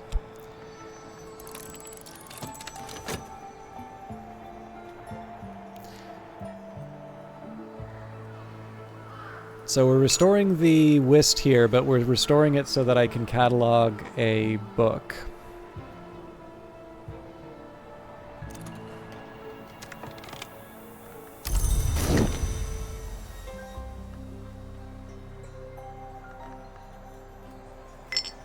Alright, so we'll go to Ava's desk, we'll take the Whist. Now there's always a risk cataloging solar and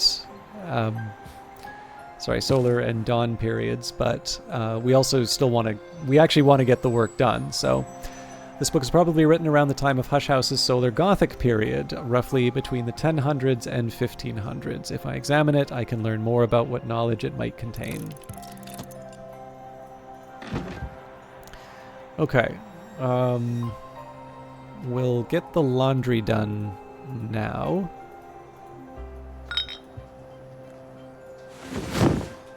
For a shilling, the Sweet Bones will take care of my laundry. The Sweet Bones is taking care of my laundry. And then the last thing for me to think about here is with this opening, I probably want to see if there's any more scale work that can be done. Because if there is, it's definitely a time for me to hire one of the miners for that.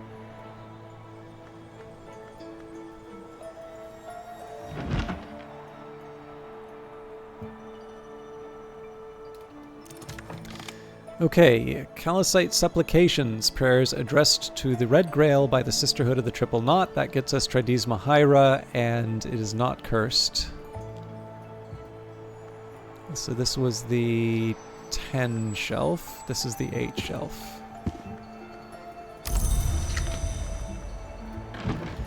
So we just kind of have the rest of the day to work with. However, given that we're going to be opening up the room earlier, I'll get an idea in terms of what the next day's challenges might be.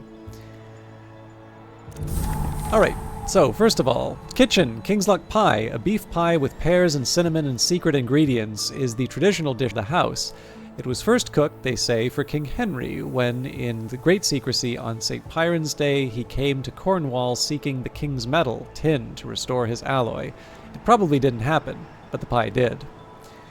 So I will read the contents in a little bit, but we've got a couple of rooms that I want to check out here. So first of all, we have the Ravaged Foundry, and I want to see if maybe I can try and use one of the miners to help us unlock that. And then the Wrecked Pantry, this is going to be a bit more difficult given that we don't have much to work with Heart and Nectar. And again, we have a few different options to navigate that challenge. We could try and hire special visitors. We could also try to boost up my own abilities. But the kitchen is definitely the higher of the two priorities for me to be investigating right now.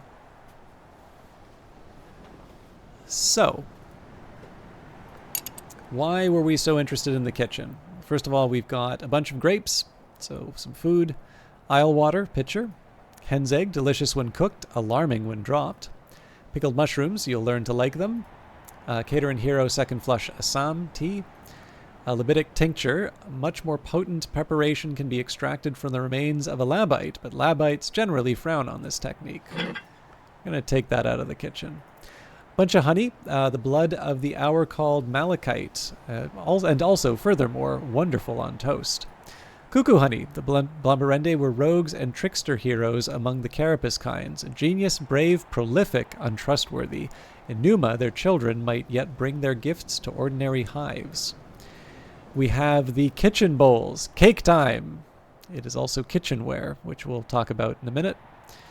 We have dandelion wine, same thing as we've got in my room. We've got Lambrig Brosalinde, distilled from apples in the oldest forest of the western continent.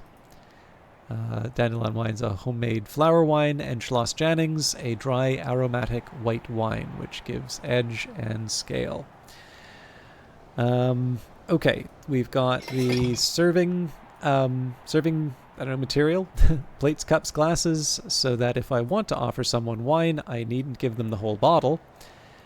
And the kitchen range servants. It's good luck for villagers to bring little gifts of food to the librarian. That's already become a tradition, but sometimes the librarian wants a hot meal, and these days the librarian is the only entity in the house that can cook. So we can apply soul, skill, memory, then 2 ingredients. It'll take beverage, flour, fuel, root, cooking ingredient. This will be part of something greater. When you have House of Light, cooking ingredients can be used for cooking and making food in the kitchen. Sustenance, leaf, but it can't be fatigued. So actually, one thing I'd kind of like to do here is get an idea in terms of some of the cooking items. Yes, the descriptions are wonderful in this game. Okay, now this is intriguing. Maybe less so, but yeah, some of the sacraments also are...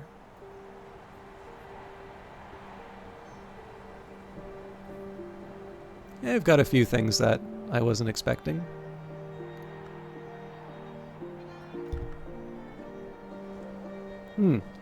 This is interesting. So this says liquid.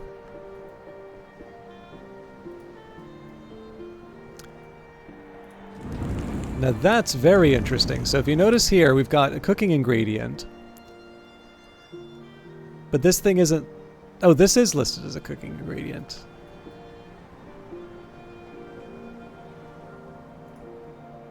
Okay, so the tea is, but the cup of tea is not.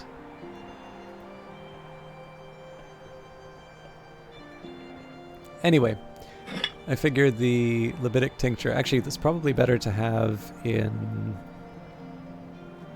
this room.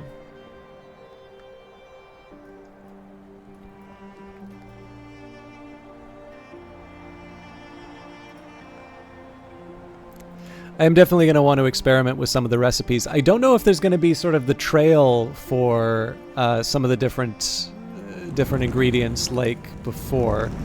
I'm obviously not going to be able to get much done with without having any elements of the soul anyway, but I should take a minute here and see whether or not I can do anything with the Ravaged Foundry, and particularly in spring, because we are getting near the end of the season. So I'm going to take a minute here just to check out my possibilities. Oops. So I shouldn't expect any weather to give me scale. I'm assuming that would be a meteorite or something. So we could take Fear, which is 2 scale, and then we start with the Minor, which has got 2 scale, so that's 2 and 4. So then we use an Hourglass. Sorry, I say scale, but that's Fear. The Hourglass brings us up to 5. And then my health brings that up to 6. So we don't even really need to give up anything too special to be able to open up the Ravaged Foundry. And more importantly, the Ravaged Foundry, unless they've changed the locations of things, would get me access to a forge tool, which is definitely something I want. So I think we have a clear idea in terms of what our priorities are for tomorrow. And we need to wait for the evening to rest and dream on the Fear. Now that night has fallen, I can rest and perhaps dream on the day's doings. And then depending on what weather comes up, I may... Fresh, clean, dry. Depending on the... depending on the weather, I'm going to need to make some choices in terms of how I pursue certain rooms with Sky, as opposed to reading certain books or trying to craft certain things. So for instance, one thing that would be nice for me to craft fairly early on is the Swaddled Thunder, given that will allow me to sort of conjure a storm whenever I want, and that's going to be a big source of sort of heart and Sky, particularly at a time when, if I'm not willing to commit things to the Tree of Wisdoms. That's a nice way that I can not have my progress halted. But again, we'll see where the day takes us. Alright, memories fade, assistants depart, but the soul is refreshed. So first priority, let's hire one of the miners. In spring, the local miners often travel to the Feast of Lights below. If one breaks his journey at the Sweet Bones, a shilling will buy his labor for a day. Okay. Cloudy day, so not much for us to go on. Thus they more or less ruled themselves, with the help of their wild Celtic temperament, made wilder by the hardness of their lives and the truly ghastly conditions under which they worked. With all this, it is not to be wondered that the Tinners acquired the reputation of being scarcely human. But it must be remembered that among them at all times were those whose characters could stand comparison with the best of men. I'll wrestle Muirhead, Forge, Moon, or Scale.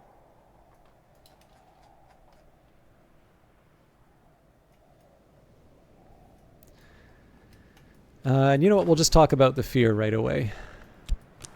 Give him a good scare. I can discuss a memory with my assistant. This will use up the memory, but boost the assistant's abilities for the rest of the day. Now, a good question here would be, is there something with the clouds that I can use? So this would be Moon and Moth. We've got something with Sky. We've got something with Edge. Don't really think I have a whole lot as far as Moon and Sky goes on its own. So I think most of today is going to be about earning a bit of money and cataloging the remaining books. I could offer help with correspondence and arithmetic. There is no school in Bragkrug, and not everyone here knows their letters. Okay, so a tryst. Now, remembering that we want to protect the tryst because that was a little difficult for us to get back. Catalog a Nocturnal Period book. This book was probably written around the time of Hush House's Nocturnal Period, after the turn of the century. If I examine it, I can learn more about what knowledge it might contain. And then I don't think there's really much that we should be expecting as far as the Fet or the Whist is concerned. Or sorry, Fet or Whist. So at this point, I think we just continue to catalog. So this book was probably written around the time of Hush House's Solar Gothic period, roughly between the 1000s and 1500s. If I examine it, I can learn more about what knowledge it might contain. And same with the Whist here. So 4 more books, and then we've got 2 packages to open.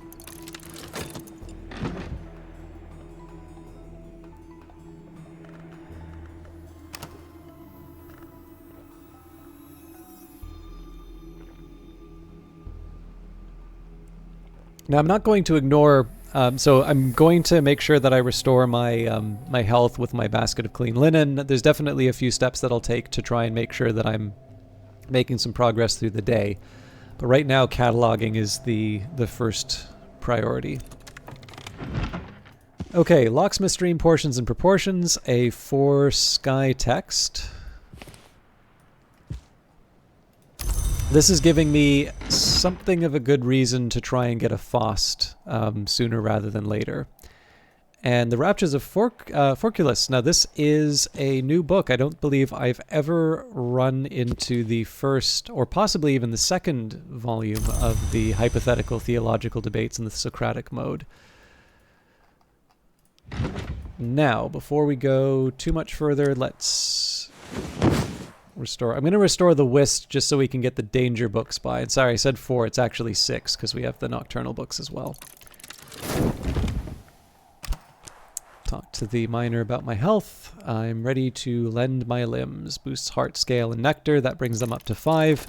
And it will be the hourglass that brings them up to 6. Now I have an idea of this book's nature and its contents. The Rose of Nuriel, which gives us great signs and great scars. It's a 10 Grail mystery, so I'm not expecting to be able to read that anytime soon.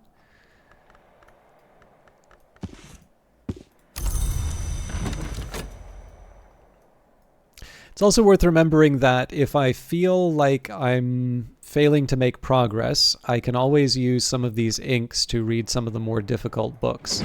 I've been reluctant to do that because the inks that are easier for me to produce don't necessarily give me what I need to make some progress. But again, I'm preserving the option right now. I don't have to sort of push myself one way or the other at the moment.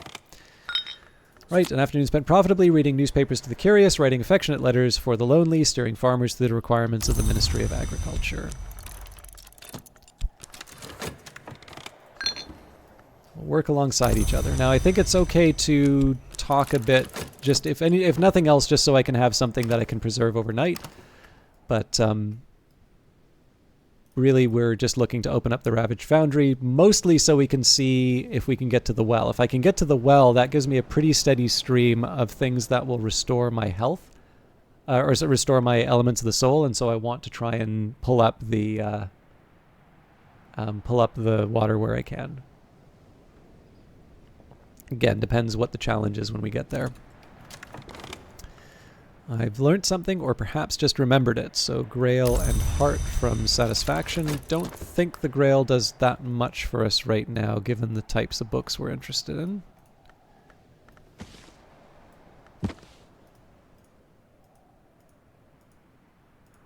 Yeah, it's all sky, basically.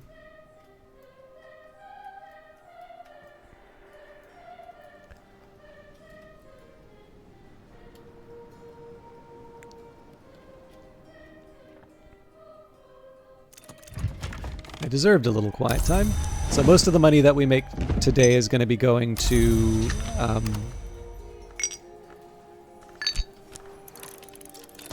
do the laundry.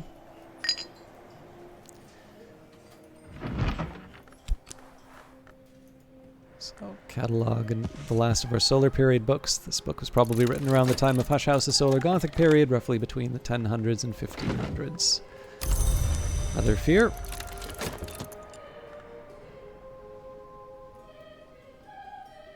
So once I get a decent enough little collection of memories, I'll want to open up the room just so I can know what to preserve.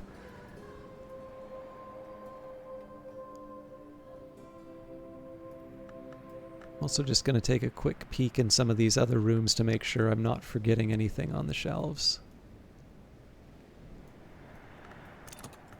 Obviously, if I want, I have the option of reading things like, maybe not Exercises in the Continuity of the Self, but I seem to remember I had a couple of books that were within my ability to read and wouldn't curse the element of the soul that I was attached to. Maybe it is Exercises in the... because we got Quenchings and Quellings.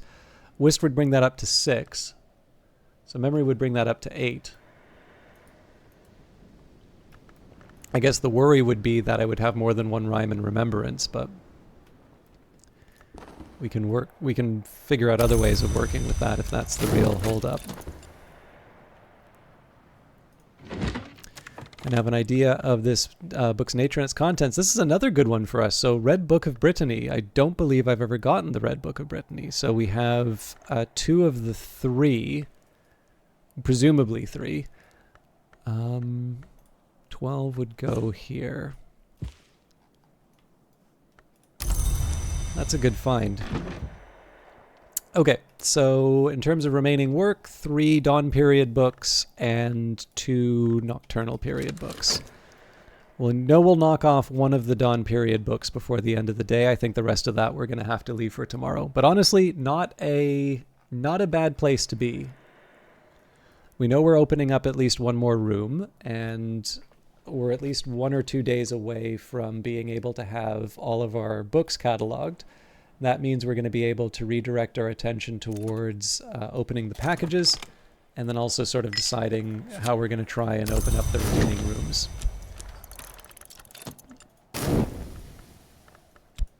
So this is going to be the one that we open the... this is going to be the one that we restore to check out the book, and I think 2 more chats with the miner before we go to open up the Ravaged Foundry.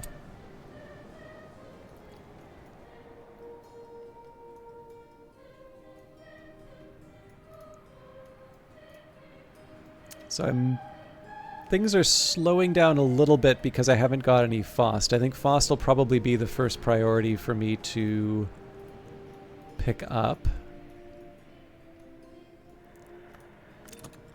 I'm also willing, as far as the winter is concerned, I don't have a problem opening up the Icy Bedroom. The only thing is it just doesn't really seem to get me all that much either.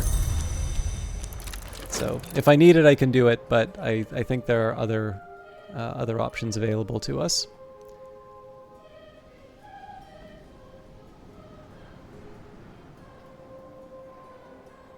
And again, in the worst case scenario, we can just make a whole bunch of money and hire a rare visitor, but we're not quite at that point yet.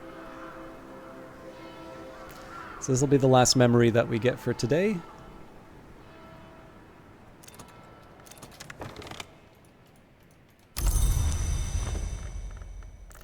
The Ravaged Foundry. This room has not only been abandoned, but vandalized. Someone has smashed the place up and scrawled W signs on the wall in blood and soot.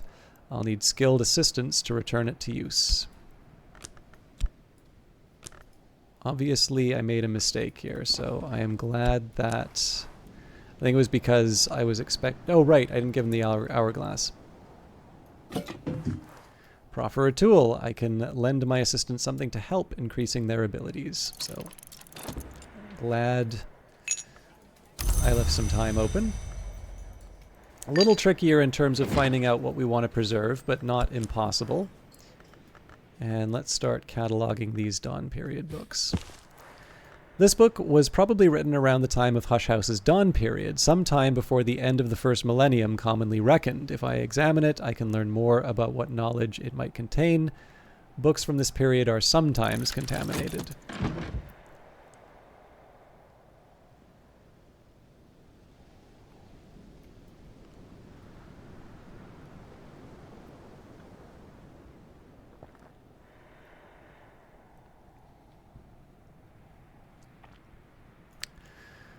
I think tomorrow morning I'm also going to see what kind of winter things I can do with quenchings and quellings.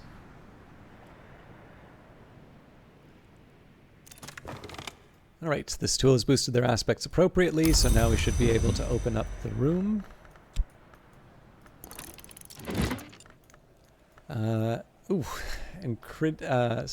Enchiridion Tragularis, a poison manual of the Order of Assassins called the Tragulari.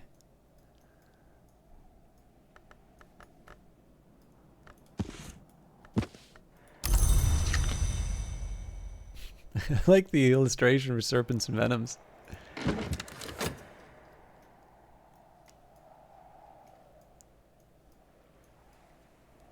I could try and restore an element of the soul at this point, but, you know, unless I want to try and do something overnight, it's not really worth it. Although I guess there's nothing stopping me from starting the laundry.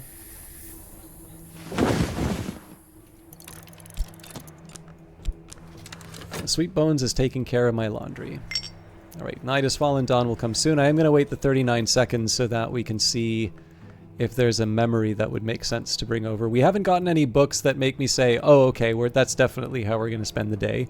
But in 30 seconds, if we get access... So again, imagine I had a memory that would get me near certain access to the well. Well, that basically means that my elements of the soul, I don't need to worry about... I basically give up a health to pour myself a couple of glasses of water, and 2 times a day I can restore elements of the soul without paying for it, basically. So, you know, if I want to read something with scale, that's not so good for the health, but in general, that's a trade-off that works pretty well for me. Alright, the Foundry. This room was set aside for metalworking by Hendrik de Wolf. There's always been a smithy in Brandkrug village, but Hendrik wanted to make sure that he could have his pistol balls cast and his prisoner shackles mended if the villagers were feeling rebellious. When Ambrose Westcott arrived, he had little use for shackles and less for pistols. He refurbished the place for his metallurgical experiments. A bad place to be in summer, a good one in winter. So there's actually a few things going to be kicking around here, so we'll take the Solomon's Preparation, put that in my inventory.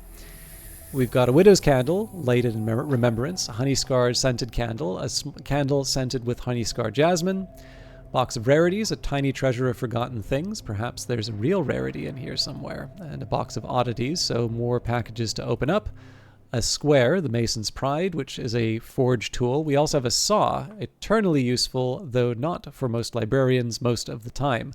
But most importantly, this gives us some edge that we were looking for before. We have Regensburg Balm, an invaluable herbal cure introduced to Hush Huss by the physician Natan after his exile from Regensburg. And we have spanners. When you need them, you need them. We also have a workbench, the Foundry. It allows for knock, edge, scale, and forge. Even metal cannot resist these suasions. And finally, the deserted well, quite a difficult one for us to manage, it turns out. The well is choked and filthy. It'll need to be purified inside and out. So even if we were to take, say, so let's say we had 2 nectar. We could add the health, which would give us 3. We could add the cake bowls or the mortar and pestle, which would give us 4. Rain would take us up to 6. Well, then I guess we just use the pear, so maybe it's not as grim as all that. But no clear idea in terms of where we want to go for memories. So.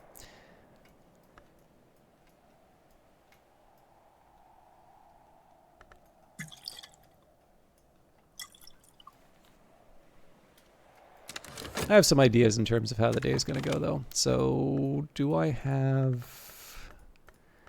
have anything wintry.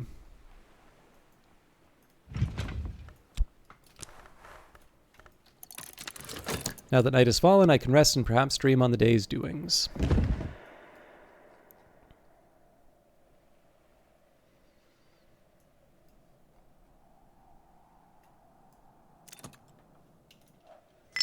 Fresh, clean, dry. Alright, memories fade, assistance departs, but the soul is refreshed. So, I think probably today is going to be about making Mr. Kill open up one of the wintry rooms. So, I'll take a quick second to plan out the icy bedroom, I don't think I can make things work with Reverend Timothy in the Darkened Church right now, so let's just make sure that the icy bedroom does what I need.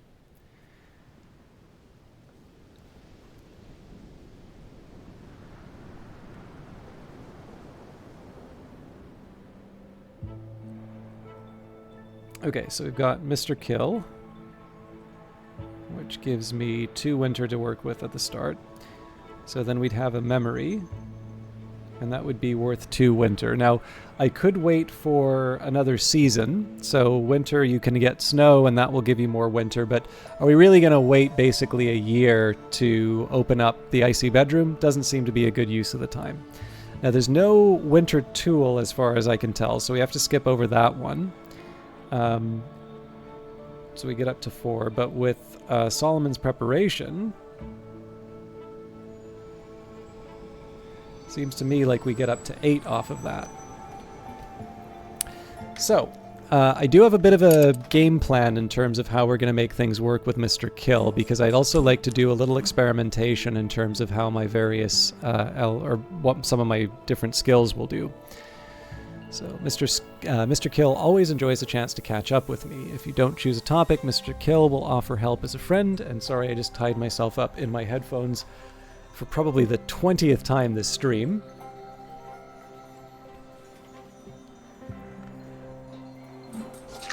Oops. We don't know what the weather is, but I'm pretty sure I'm going to want to bring in Mr. Kill no matter what. And oddly, this time, I think we're going to use the health to make some money. There's not much work on offer in Brandkrug, but I can find 6 pence worth of odd jobs. And then we will catalog using Fett and Trist. So Mrs. Kill's desk will take care of another Nocturnal book. This book was probably written around the time of Hush House's Nocturnal period after the turn of the century. And we will use the Fett to catalog a Dawn book.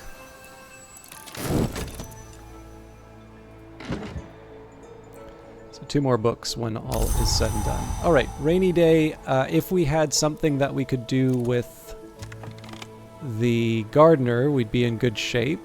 As it is, I don't think we have any Nectar or Grail books that I need to read. Mr. Kill can always spare a few hours to help a friend. So weirdly enough, I'm just going to talk for the start. There's a specific reason why I'm building the day this way. What I would like, if I can, is to have a free whist and to have a free whist, quenchings and quellings, and the Solomon's Preparation before I go too far. Now this is an interesting one. It's What Does Not Bark. So this one gives us Edict Inviolable, which we already have. But that is an option available to me if I so choose. And the Hissing Key, an account of the ascent of the hour called the Mother of Ants by the Bossk scholar Mek, of the Theban branch of the House of Leith. Now this is one that's kind of interesting because we really have everything we need to work with on this one. Really what's holding us back is the higher level skills. So health to get us started off, 2 for a skill, so that's 3.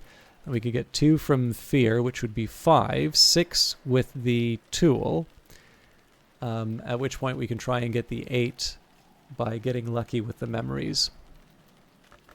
Certainly not a slam dunk, but better than most of my other options.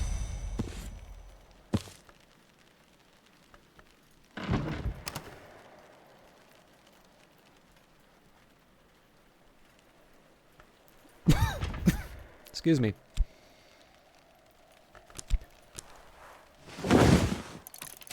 Probably should have restored that sooner, excuse me, but that's fine. We're also going to go back and forth with Heart for a little while. Dead men don't tell no bloody tales? Well, who'd listen? Again, the focus here right now is just to try and make the most of the either the season or the elements that I currently have. So there's nothing I can really do with the rain, with the nectar or grail that comes from the rain. So I'm kind of acting like that doesn't exist. And the main focus is going to be on Mr. Kill and winter unless another opportunity comes up. Spring, and the landlady has served me a slice of her stargazy pie with the pilchard heads poking cheekily through the hot crust.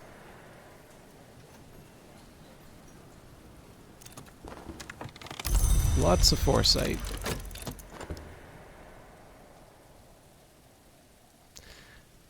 Now I should maybe check.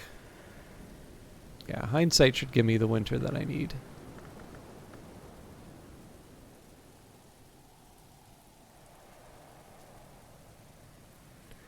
But I might want to hang on to the fet that I bring back until I have a memory that I need.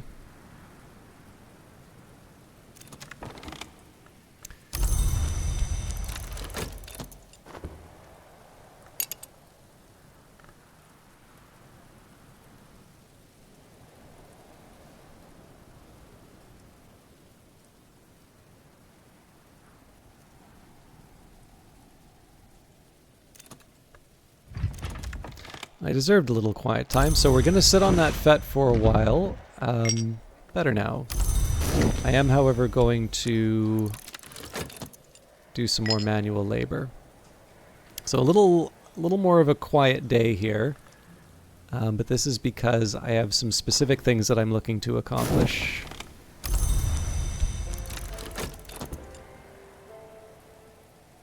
Now, I want to be careful about the timing of these things because I am ultimately going to have to apply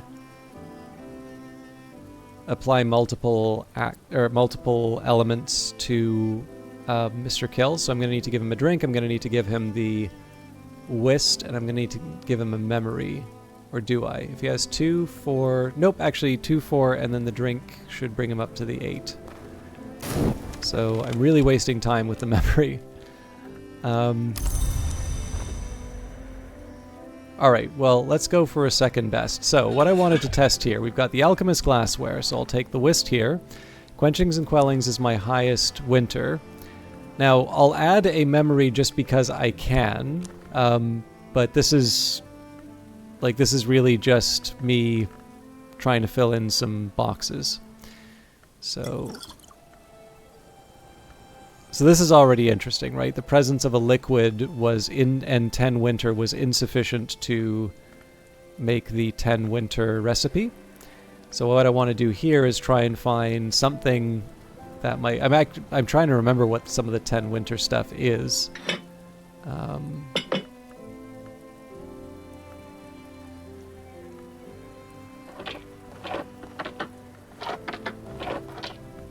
This is all kind of the same item.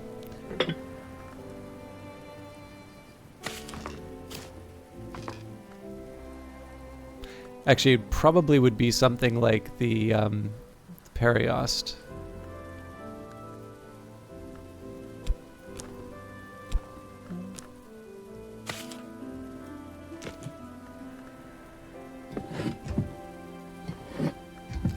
Certainly not a lack of winter that's pushing that back. Could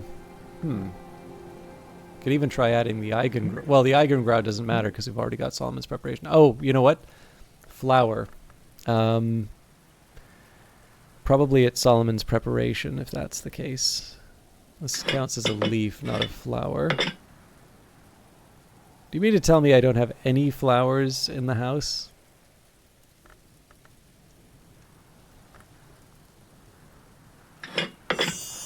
There we go. Okay. So it's kind of nice to know that I have an admittedly narrow, but I do have a path towards making Solomon's Preparation. Maybe just for my curiosity, we'll find any of the other winter...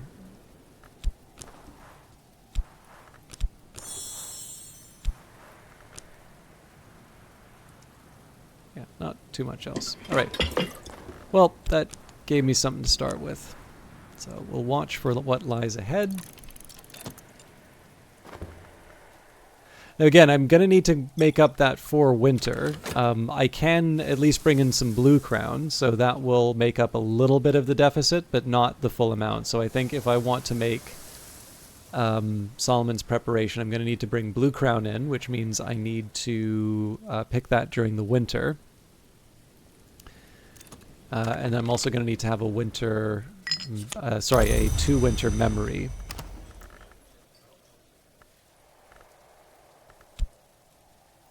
We can still make money with this. But I don't have any use for the FET, so we can use that to catalog the last Dawn book.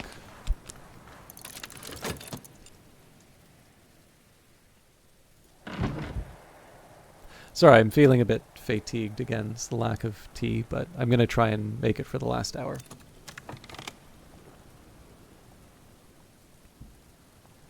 Although, for some reason, I really want a hot drink, so it may take a little bit of time to make another cup. I can offer my assistants something to drink. This will also increase their aspects. They'll also be glad of the refreshment.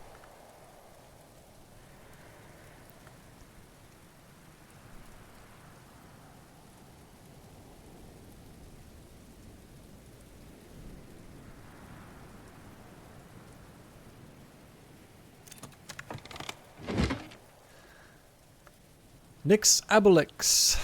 Not an easy one to read. A grim treatise on those feasts that occur and those feasts that are not to be witnessed.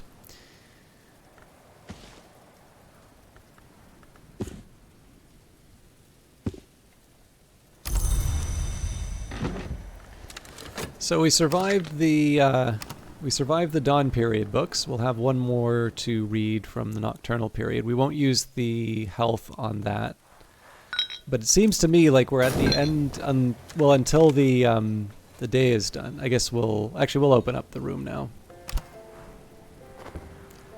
Icy bedroom. A thick and freezing murk, like a clinging black mist, roils at floor level. Not theoplasma exactly, the ragged remnants of some chilly wood thing, or a good old-fashioned ghost decayed to half-elemental energies.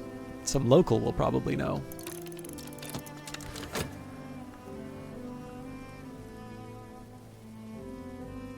So I'll just keep the foresight again. I'm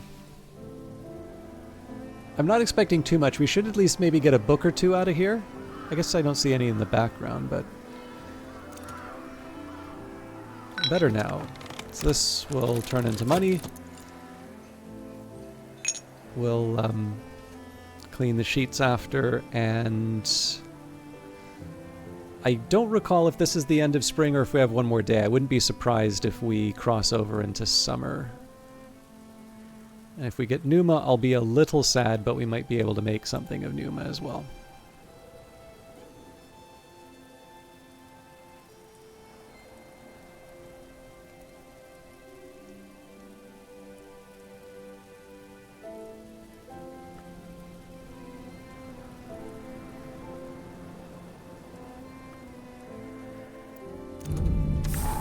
Alright, no new books, but we do have Thyrza Blake. This bust is carved from malachite.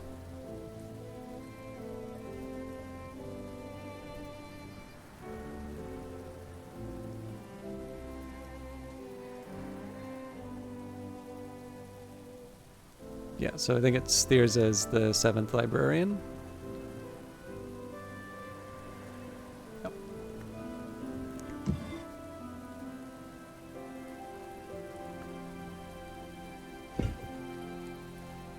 Okay, the Pale Chamber. In the time of the DeWolfs, this magnificent bedroom was reserved for the Baron, or in Lady Ava's time, the Baroness. Ava had the whole room decorated in black as a gesture of permanent mourning for her father Valentine, or, according to ribald rumors, to set off her own paleness for her lovers. It was Kitty Mazarine, much later, who freshened the furnishings and made it the Pale Chamber. Inside this room, we have got Self-Born. A furry, cloven-looking foot reaches towards a mirror. Its reflection is a bird claw. Armagnac D. Armagnac can only come from Gascony, but if you believe Monsieur Courtin, his vineyard began with vine cuttings from Yeas beyond the wave. Servable, intoxicating. gives us moon and nectar to work with. A vase of golden bulrushes. It won't need watering. A daybreak clock, a particularly unrepentant example of the Rococo style of the mid-18th century. Fireplace, I keep forgetting that we'd have those. Fire always accepts gifts and boils the kettle for tea. The sea green sofa, here Lady Ava de Wolf would weave her intrigues and satisfy her secret craving for sentimental novels. And the pale bed, guest bed, 7 generations of de Wolf slept here, as did Kitty Mazarine, who never cared much for tradition. Use a matching soul card to move your belongings in and make this your bed, or place a matching visitor card to encourage them to stay a little longer, and this is a sky bed. Alright.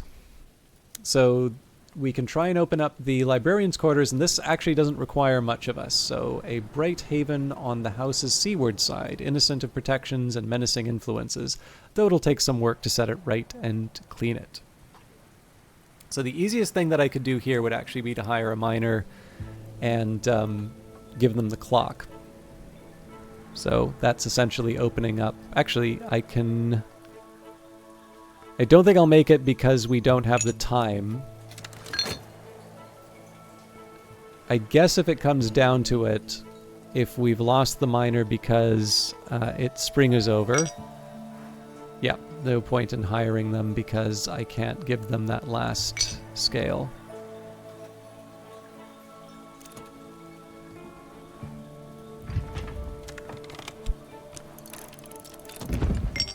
As I used to say in my youth, the day is done and so am I, but I've earned my pay.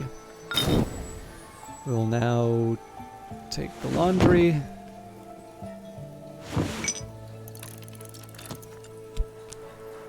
Sweet Bones has taken care of my laundry. So plan B would be health and a fear, or health. Actually, it really is just health and fear at this point, so.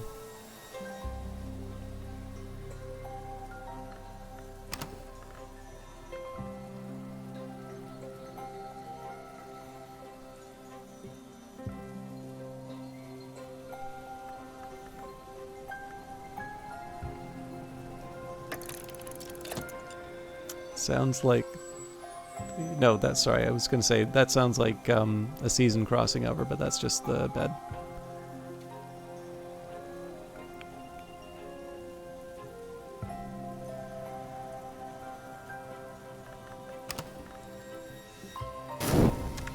Memories fade, assistance departs, but the soul is refreshed.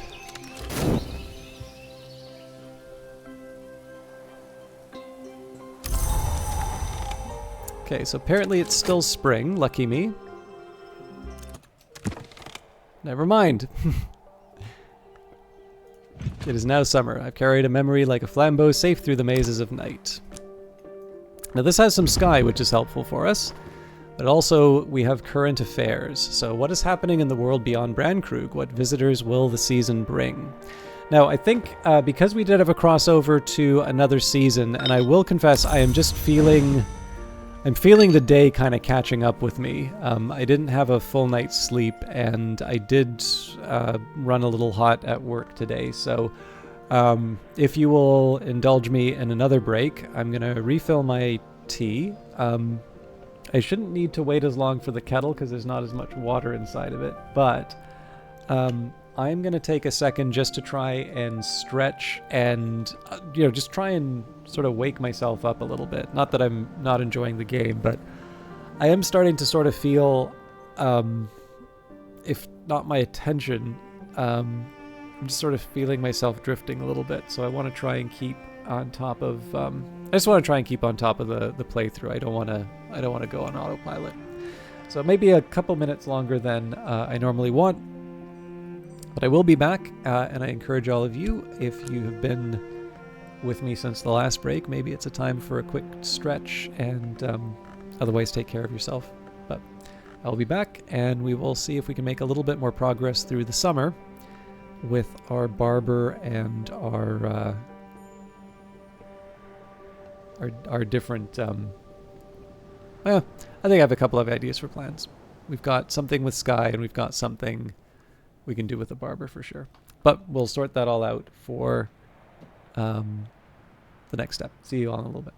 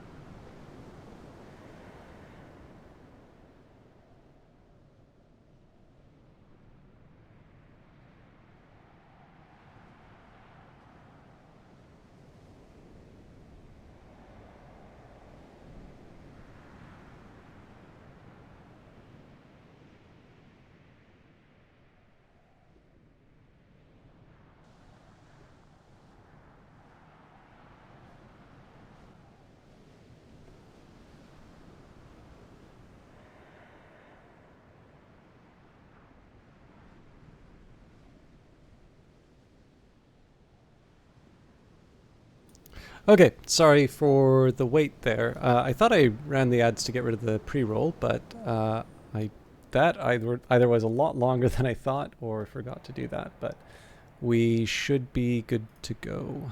All right. Sorry, gotta get my glasses. So let's see what the day brings before we go to... Well, I guess we already know... yeah, I should be a little more thoughtful about this now that I think of it. So we've got 4 packages to open.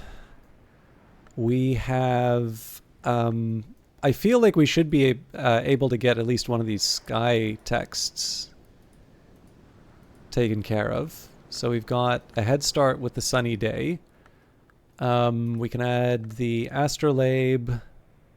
Well, actually, come to think of it, so this would be sky. So let's just take Humors of a Gentleman as an example. We add the sky. We had the astrolabe. Oh, sorry. Actually, this is not nearly as tough as I thought. And I forgot to get rid of my break sign. Sorry about that.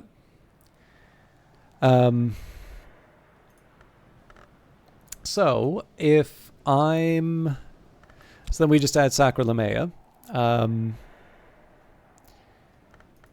which is one of a few options. I think Anbury and Lapidary might be my higher sky. So let's actually see how far we can go with this. Yeah, so if I wanted to take a risk, I could use Against the Sisterhood of the Knot and their Depraved Customs, or the True History of Valentine de Wolf.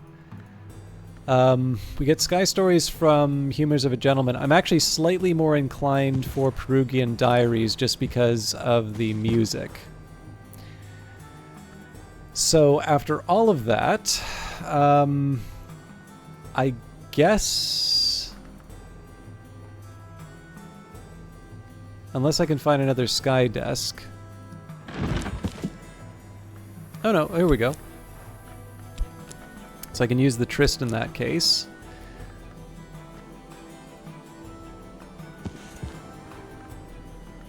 Yeah, and we don't even really need the astrolabe in that case. Oh, sorry. Sorry, Ellen Ripley. Alright, I can master this mystery. Enough sky to match mystery sky. So again, wasn't... it's a little different from what I was expecting, but... we're good to go there. Now, let's see if there's something that I can do with the barber. So if I'm not mistaken, it's Moth and a Little Rose. I don't think we have Moth and Rose stuff for our rooms. Yeah, even the... although we can do something with Mr. Kill, so that still works. Okay, so we'll bring in Mr. Kill just so that I can use the Rose. And this feels like a little bit of a waste, but what I'm probably... Or no, I don't need to do that because I can use the Lunar Globe, I think. Yeah, so we'll combine Fett and the Lunar Globe. Why am I doubting that Lunar Globe gives Rose? Yeah, so Fett and Lunar Globe, and we don't need to give up the Occult Scrap, but we can open up the... Why did I think the Rose would do this? I'm really losing it. Okay, so Whist, Foresight, and the Mirror Scope. Sure, that's the story. Speak with Mr. Kill. Mr. Kill always enjoys a chance to catch up with me. Mr. Kill can always spare a few hours to help a friend. And I guess we use our health in this case. There's not much work on offer in Brandkrug, but I can find 6 worth of odd jobs.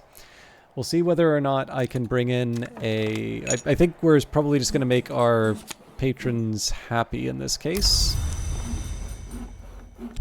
Actually, there's one thing that I can do. I don't need to open up the librarian's quarters right away, so we can proffer a tool.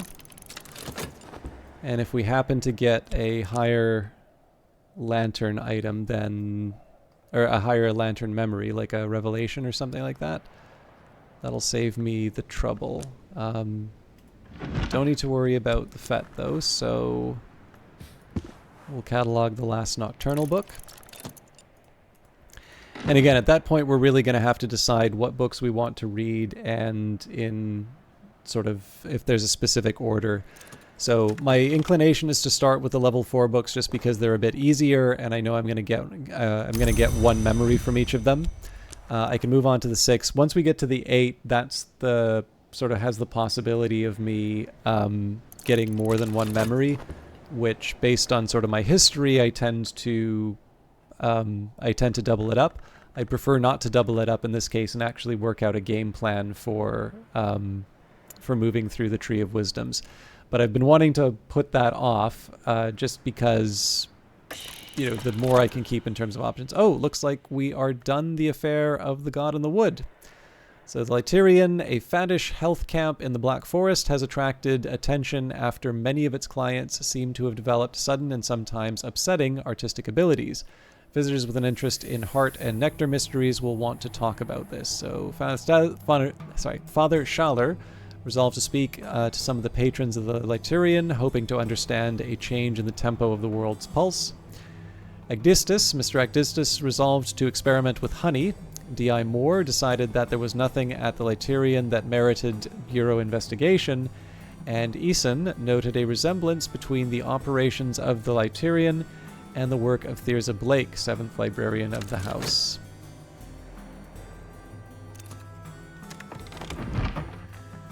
I have an idea of this book's nature and its contents, so another Locksmith's Dream. This gives us Watchman's Paradoxes, so that'll be a helpful one.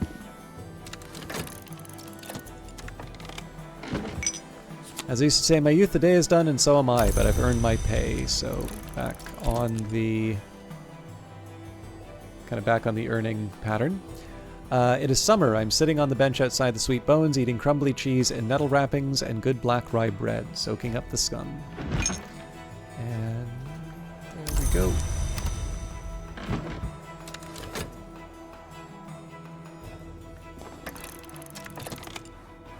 A story has no beginning or end. Arbitrarily, one chooses that moment of experience from which to look back, or from which to look ahead. Graham Greene. This incident has seen its full complement of visitors and is concluded. There will be an interval before the next incident when visitors will seek general consultation. Alright, intuition I don't think helps me with what I need from Mr. Kill. Mr. Fraser Strathcoyne, philanthropist, collector, former librarian, a complicated man, but not a cruel one. Nothing in particular is afoot. Any visitors this season will likely just want a general consultation. Now, I will still satisfy his general consultation, even though we can get Ramsond, and that is because I do want everyone's cards.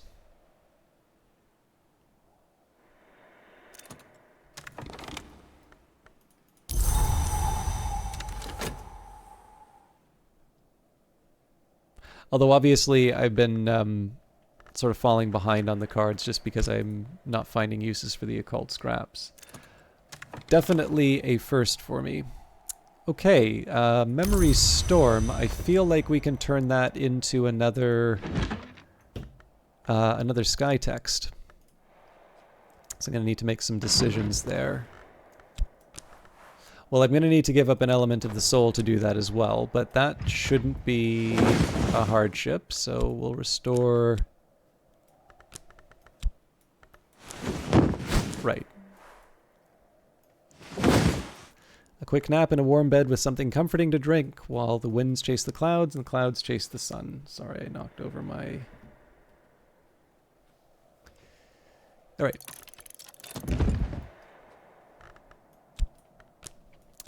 I still want to talk with Mr. Kill. We can always follow up. Oh, sorry. I need to read the books. Okay, my options here. So, Humors of a Gentleman, we get Sky Stories. Stolen Reflections, we get Watchman's Paradoxes, which will give me some Lantern, although we already have that from Auroral Contemplations.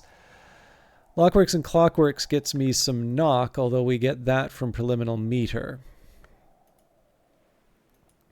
So We don't have a major argument for any of these right now. Humors of a Gentleman, I think, gives me gossip. I genuinely don't remember Stolen Reflections or Portions and Proportions. I think I'll just read these in order at this point. Oh, and I'm going to need to wait for my other skill to finish off. No, that's not true.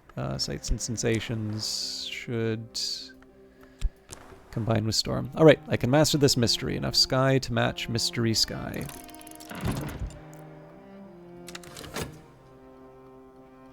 So 90 seconds before I can use the Whist to level up Mr. Kill's lantern.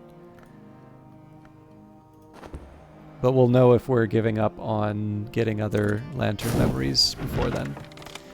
Okay, the Perugian Diaries. In 1907, at the age of 18, Christopher Olopoli left Strathcoyne's household to study theology at the University of Perugia in Italy, enrolling under the name Christopher Strathcoyne. For 4 years since his adoption from a Bristol orphanage, Olopoli served as Strathcoyne's pupil and protege, but his relationship with this austere and secretive man was always complicated. His journal confides, "I think Fraser's intentions are good, certainly he agrees, but I never understood the final goal of his investigations. He was never prepared to enlighten me, and good intentions or not, I can no longer bear this stream of eyes. We have agreed to part almost amicably." Olopoli left Perugia in 1909 without completing his degree. He had long lost interest in his studies, and the latter half of his journal is concerned with studies of Umbrian folk songs and notes towards his own compositions, which are of widely varying quality. One of the better ones, In the Marshes of Night, suggests he had visited the site of Old Lake Fucinus near Ortuccio. All right, the Chitterful Ditty is welcome.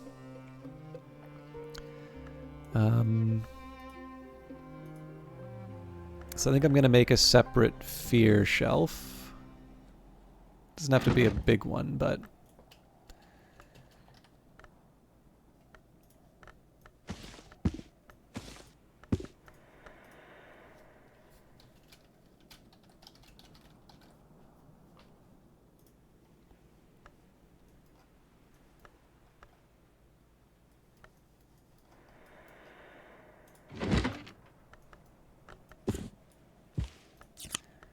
and Strings and Songs, so we'll add that to our list right away.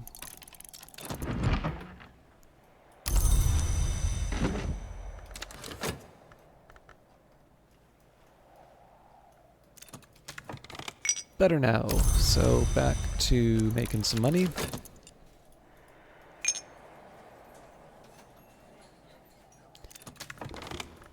Not looking too optimistic as far as the lantern goes, but again, we just need to combine the Whist and the Foresight.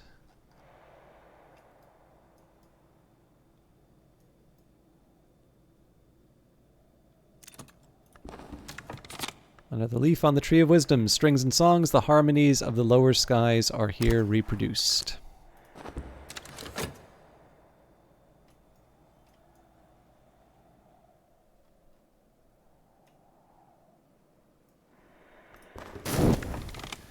Okay, let's give this one more try with Mr. Kill.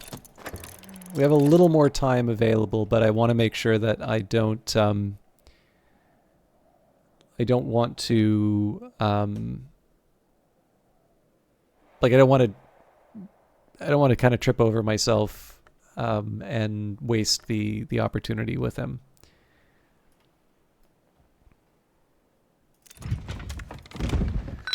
As I used to say in my youth, the day is done and so am I, but I've earned my pay. Now, there's a reasonable question here as to whether or not I want to restore my health at this point.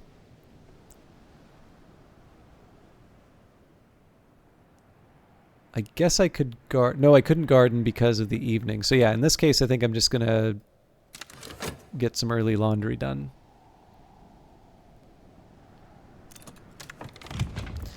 I deserved a little quiet time. Okay. It was a little different from how I was planning on handling the day, but we did get 2 books I wasn't expecting taken care of, so I'll still count that as a win. For a shilling, the Sweet Bones will take care of my laundry. The Sweet Bones is taking care of my laundry, and we wound up with gossip, so what we'll do here is we'll talk about Foresight first, then the Whist, and then we'll get him to work on the abandoned library's quarters while we talk with Strathcoin about Lantern or Scale.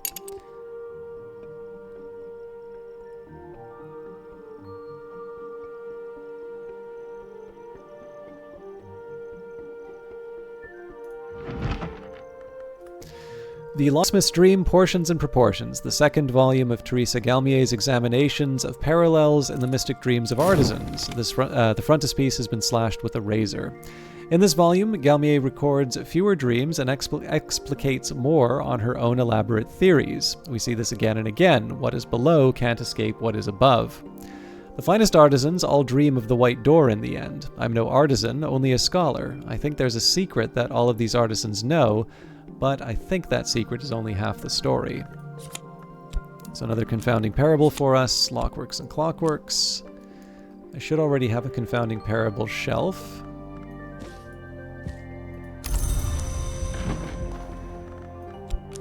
And acquire Lockworks and Clockworks. Use this lesson to acquire a new skill. Memories don't last long outside books, but it's made a difference for the day. Finally, we add the Whist so that we can get the extra lantern to open the room. And in 30 seconds, we'll talk with Strathcoin about his interests. So tomorrow will be a little bit easier for us depending on what the weather brings. So I think the first thing I want to do is, assuming we don't have books to catalog, so the priorities will be catalog any books that we haven't yet accounted for, read any books that the weather permits us to read, and then for whatever I have left over with my Elements of the Soul, we'll start opening some of these packages that we've been waiting on. All right, fresh, clean, dry. My assistant and I will be prudent. And another leaf on the Tree of Wisdoms, Lockworks and Clockworks, the little ways of little machines.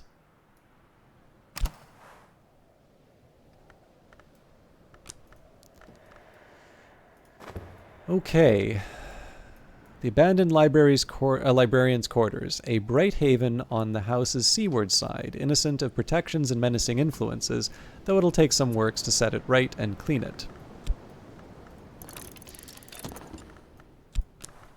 Librarian, I have urgent business with you. If there is an incident card active, you can discuss it, or just leave the slot empty and offer a consultation. Now, if we offer him a bronze spintria, tutoring in Ramsund, my visitor will teach me the rudiments of this lively language. After tutoring you, the visitor will leave, even if they arrived on other business.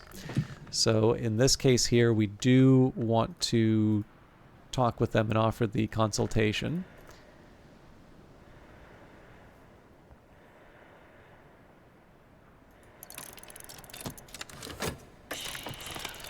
I can identify my visitor's interests and satisfy them with an appropriate book. Alternatively, if they know a language I'd like to learn, I can offer payment. Untrustworthy visitors might occasionally abscond with a book. So it's our choice in terms of whether we give Lantern or Scale. I think the Scale might be a little easier for us to give up in this case. I don't think I have that many Lantern books. Yeah, 108 ought to do it. Suitable reading. My visitor has questions about matters generally left buried. The answers can be found in my collection. So this will be nice for the extra spintria, but really it's just a question of getting Fraser's card, although I do need to add Eason's card. I really don't have a lot of things to do with the occult scrap right now, so I might use one of them to read the Raptures of Forculis, just so I can kind of clear out the inventory. I guess that gives me something to do with the FET.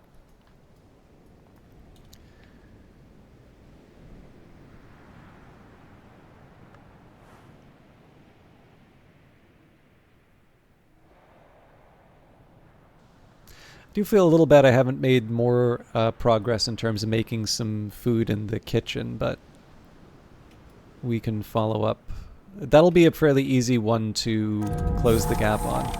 Alright, lots of books for me to catalog. The Librarian's Quarters. When the Curie of the Isle acquired the deed to the abandoned De Wolfe estate, Ambrose Westcott became first librarian and had this cozy nook constructed above the north wing to fit his preferences.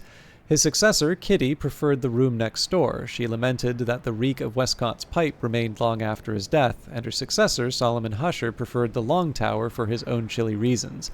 But most librarians have enjoyed the peace and the sea view. So, we have a half-faceless face, amassed to fit a face that at the very least began as human. Twin fish stone, the stone disc is lighter than it should be, and the surface is soapy smooth. Inscribed stone, a stone tablet with rows of badly worn scratches that once probably were writing. Must have been really tired. I was like, just close my eyes for a moment, now it's 2 hours into the future. I have this effect on many viewers, nearly logical. I hope you're feeling more rested though. Watchful candle, a little portable clarity. Witching tisane, to mend a broken heart, or to color a pale soul. Librarian's Timepiece, one of Ambrose Westcott's appalling Rococo enthusiasms. This one, less ugly than some, was suffered to remain by his sentimental successors. Librarian's Glasses. They're not lenses, just plain glass, but a certain sort of visitor is disappointed by a librarian who doesn't wear glasses. The Pale Bust, a delicate-featured young woman. An inscription reads, Abra Southey. God's Return, a green shoot splits a rock. We have the Librarian's Armchair, sea-colored star-ornamented armchair. Librarian's Footstool, a sea-colored star-ornamented footstool. We've got a Curia period book, 3 baronial period books, 3 solar period books. We've got a watering can, good for pottering. We've got potted bamboo. Water it and you can almost hear it growing. Potted white orchid, a little smudge of snow with winter aspect. Potted fern, a pleasantly primitive plant. Pot of malachite daisies. Thomas de Wolfe was fond of these. It's not what you'd expect from Thomas de Wolfe. Potted pink orchid, a little smudge of dawn. Potted avidity, a lush and hungry ornament. And finally, librarians are prone to backache, and the mattress here has always been a hard one, even in Westcott's time. So, lantern for us to get that. That is available to us. I am slightly tempted to actually take the librarian's bed here, but something for me to think about a little bit later. The biggest advantage would be the books, although that is going to hold me back in terms of opening the various containers. Okay, I think we're good to cross over into the next day. How profound! You've satisfied your visitor and earned a reward, but the more they learn, the harder they'll be to satisfy in the future. So we've got Strathcoin's card now, and an Iron Spentria for our trouble. I guess I should probably pick something to keep overnight. Let's keep the Cheerful Ditty, for the simple reason that this is one we know that the other visitors won't oh,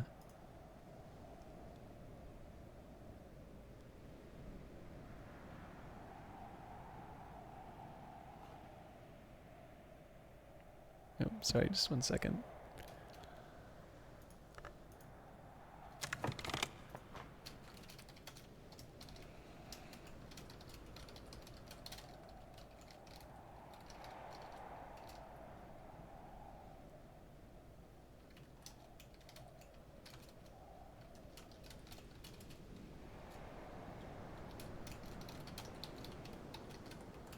Sorry, I just got a message I wanted to follow up to someone with.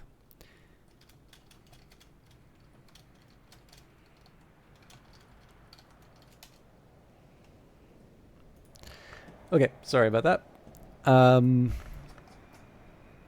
Yeah, not much to do. I will hang on to this. I do really want to move into the librarian's quarters. I just don't know when the right time for that is. So, daybreak, memories fade, assistance departs, but the soul is refreshed. I think I'm going to get a nice early start to a couple of things that are on my to-do list. So, first of all, we've got our FET. We'll use the occult scrap in this one, and we can add preliminal meter. Well, now I know how to make a confounding parable. But that's not what I'm looking for. What I'm looking for here are the raptures of Forculus. And this gives me great signs and great scars, so I'm in decent enough shape. Yeah. So we can also add someone to our writing case now. It doesn't really even matter what order, so I'll add Eason's first. For what you might call occult correspondence. Dreamed on the Cheerful Ditty, we'll add that to the list. And I think I'm probably going to want to wait on...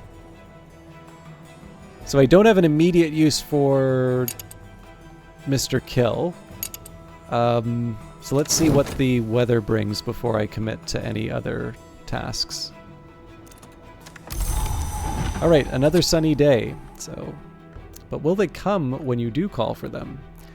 Eason's address, we need 3 heart from skills, memories, inks, or anything else. So actually this is one thing I could try to do. So if I did the writing case, I'm kind of curious how this works. So if I add... Well, that's not going to work.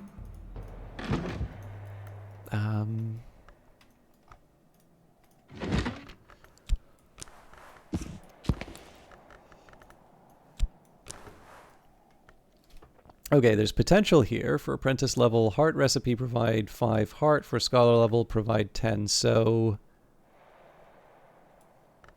that's not good enough. Use your writing case at a desk with ink. Okay, so it has to be an ink. And no immediate word as to whether or not I lose it. So also interesting. So if I just get rid of... Fair enough. Okay, so apparently I can't use the... No, it says skills, memories, inks, or anything else. But yeah, I have enough here to craft a letter inviting Eason to Brandkrug. I'm not going to do it yet, I just wanted an idea in terms of how that mechanical works. You're doing a bit better. Last night was rough, so destined to happen, and wasn't just my voice. I admit it's soothing, though. That's always nice to hear, but yeah. I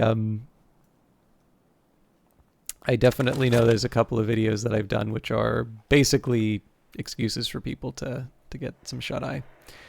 Let's do Stolen Reflections this time. I wonder if I can get away with...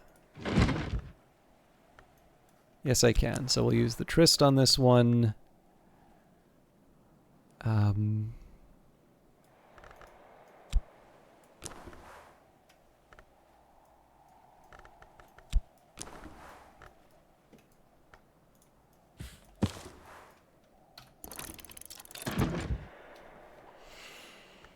Okay.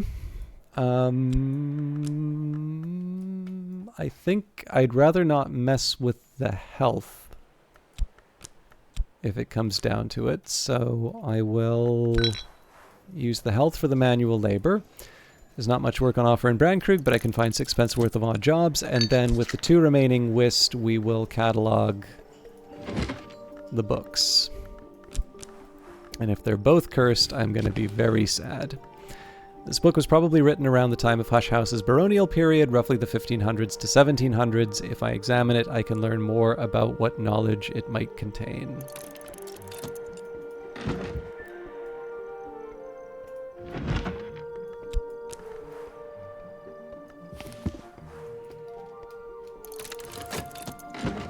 I don't know, I figured 2 books for today, even before any other one, anything else that we're, sorry, I figured the cataloging on its own is already a bonus for us, but reading 2 books as well is a nice bonus. Missed a way to a meeting, but thank you for the stream. You'll be lurking. Well, thank you very much, Ellen Ripley. I'm actually probably finishing at the end of today anyway. I know I'm sort of fading a little bit in terms of the quality of the stream, but also I need to get to bed myself. But we'll make the most of the time. Okay, I need a bigger shelf for level 6 books. Then again, we don't have that many 4s left, so...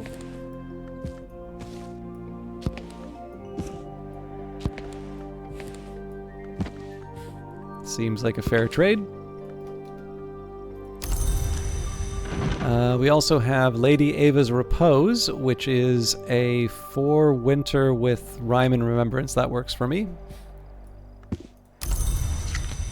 If I didn't spend the time cataloging it, we might have even been able to study that today. But again, we've got plenty of books to catalog. We've got plenty of stuff to do, and actually not a whole lot for us to do in summer. So I'm happy enough to stay the course. I should be restoring my whist, though.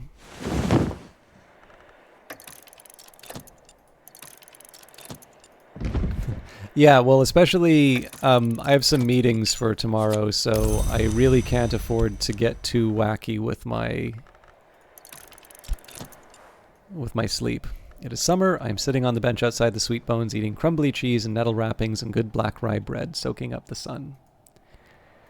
Also, just it's hot out because of the transit stuff. I'm walking more, and I don't mind walking more at all. But it does definitely mean that I just spend, an hour or two out in the hot sun after a full day of work, and then on Monday, Wednesday, and Friday, usually that's a straight that just goes straight into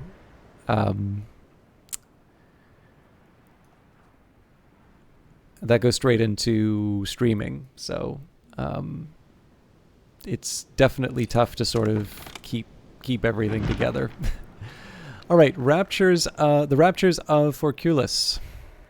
The first volume of Albert Jeffrey's Hypothetical Theological Debates in the Socratic Mode. This is a new one for me. If Janus were an hour, Forculus might be counted among his names, but that door remains closed, so Forculus is not. Jeffrey discusses the signs that mark doors, which might permit or forbid access to certain thoughts and dreams, speculating carefully on which of the sanctioned hours might teach or govern each sign. So pattern is very helpful. That's a 2-knock, 2-forge memory. Lessons, great signs, and great scars. But let's find a pattern shelf.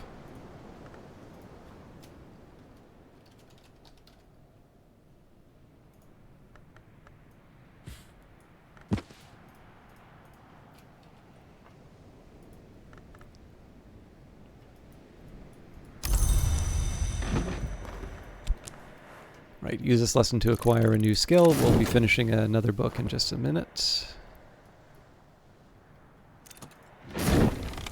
Okay, The Locksmith's Dream, Stolen Reflections, the 4th volume of Teresa Galmier's expansive work, no longer a discussion on the dreams of artisans, but a valuable survey of other works. The tone is calmer than that of Trespasses, but occasionally fearful, even paranoid. This volume was published in 1926, but almost immediately recalled and pulped by the publisher at the request of the author, or possibly the authorities, depending on which story you believe. A few copies survive. Janus is the gatekeeper, the twin god, the god that wounds, the presager of changes, the sun, the moon, so we identify him with the watchman, the twins, the mother, with the forge, with the menascate, and the madrigad. He cannot be all of these, can he? The Flamines knew the church, knew dry land, knew Elagabalus. Is he then synthesis, or is he something else? In Gallicaeum, they called him Aenis Lamius, but the Obliviots are notorious for their slanders. Janus has, they say, not one face but two, to which I reply, why only one? Why only two? Hersault and Coseley, according to Thomas Love Denman, once agreed that Janus was all the gods and none, but later Hersault described him as all the gods, and Coseley favored none. Denman was a sinister dilettante, but this rings true of them both. Okay, a revelation to keep the Revelation Company. And Watchman's Paradoxes. So we'll consider the Watchman's Paradoxes in a minute. I don't have anybody to talk to, so we'll just wait this out. Better now. All right, we'll keep with the letters. So I could offer help. Sorry, could offer with correspondence and arithmetic. There's no school in Brandkrug, and not everyone here knows their letters.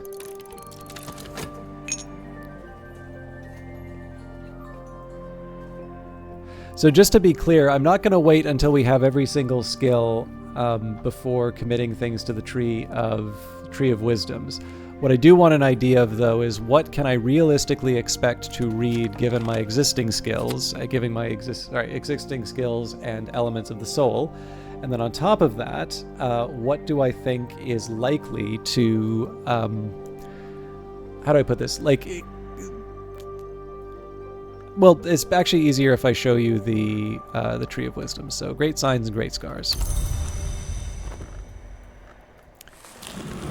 Right, so if my overall goal is to get to the top level, level 9, for all of the different sort of skills, all the different branches of the Watchman's Tree, that's quite achievable. But what I'm going to want to do is take advantage of these branches here. Also, I notice nothing's really changed in terms of the... Oh. My bad. God in the Wood. It does conclude... Oh. Interesting. The God in the Wood. Has anything more happened at the health camp in the Black Forest that called itself the Lytirian? So we could say, speak to Igdistus about the Lytirian, speak to Douglas about his investigation of the Lytirian, speak to Eason about the Lytirian, speak to Stanislav about the Lytirian. Interesting. So this is actually an opportunity for us to figure out a little bit more about how this new mechanic works. I don't know if I have a strong view on who I'd like to see. I am glad that I added Eason because I figure we can probably bring all the different characters in. I imagine I get to talk to the people after the fact, and we can maybe learn a little bit more before we make a final decision. But again, I'll save that for another time. What I wanted to take a look at was, so as you can see, there's a bunch of different paths that I can take to get to level 9.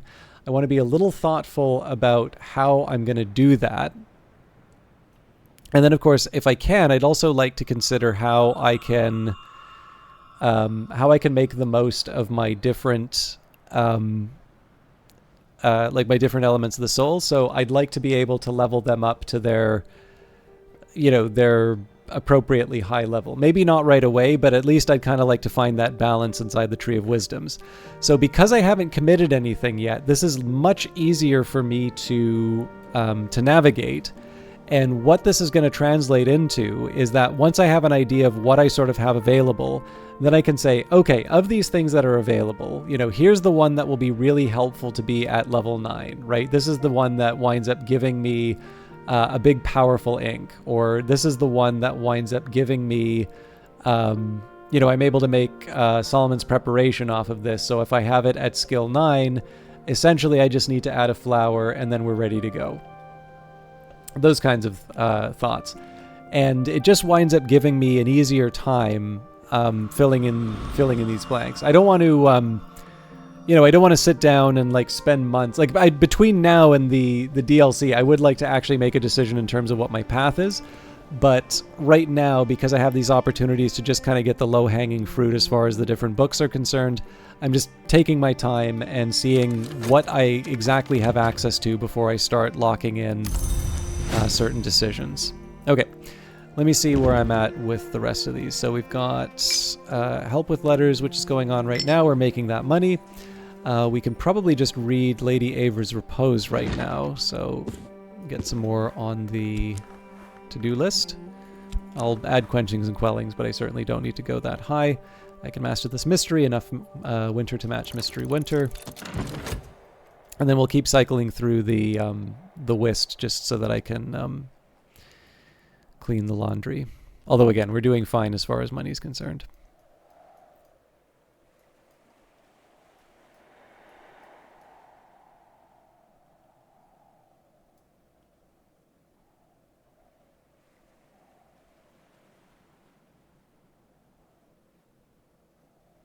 Probably should have taken a look to see if there was a more difficult, like, knock text that I could have done something with the pattern for, but I don't really think that's something I need to worry about. An afternoon spent profitably reading newspapers to the curious, writing affectionate letters for the lonely, steering farmers through the requirements of the Ministry of Agriculture. I have just enough to cross over. I think I may wind up in a situation where cleaning the sheets lasts a little longer than I need, but I don't know. I'm okay making the money. It won't be that long of a delay anyway.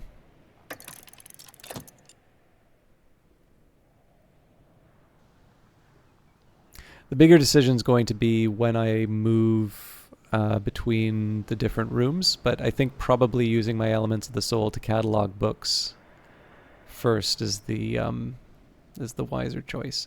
I'm not going to do anything with Trist on that side, just because I know that's going to be a hard one to restore if I lose it. Yeah, so we're going to be about 10 seconds late. Well, we'll see. But yeah, I'm expecting the laundry is going to be about 10 seconds into the day. All right, better now.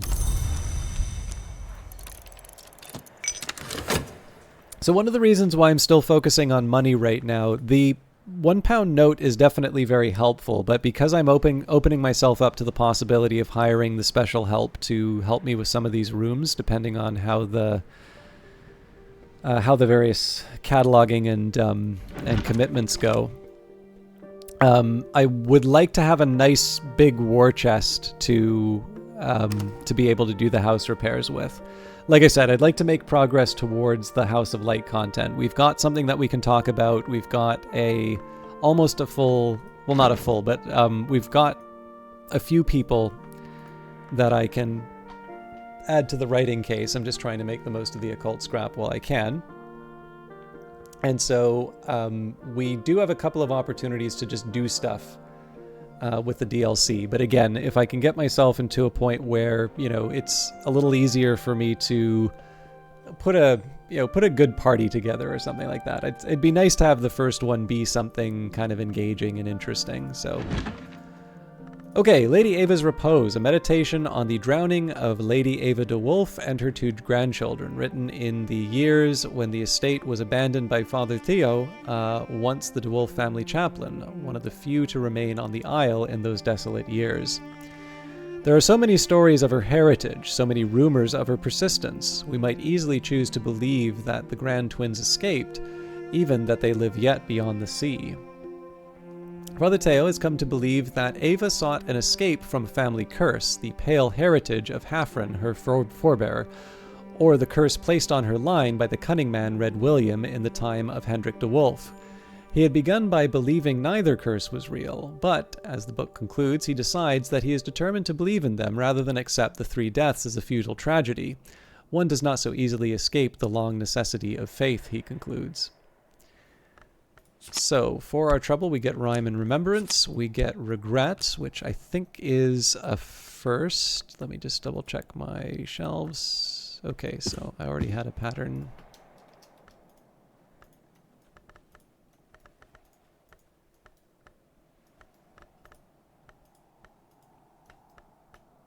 Okay.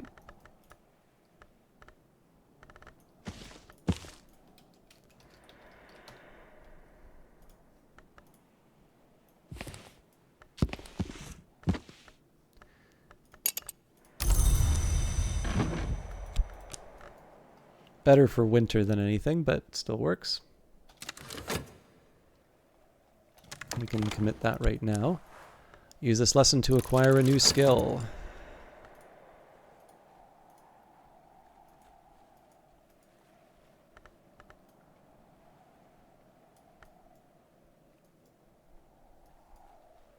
I should double check I'm not unnecessarily doubling things up, but I think we're still okay. Night has fallen, dawn will come soon. So yeah, about 15 seconds worth of overlap with the morning, but that's fine. We're not going to need the the sweet bones immediately. Rhyme and remembrance, to speak with the dead, to torment the living, to celebrate both.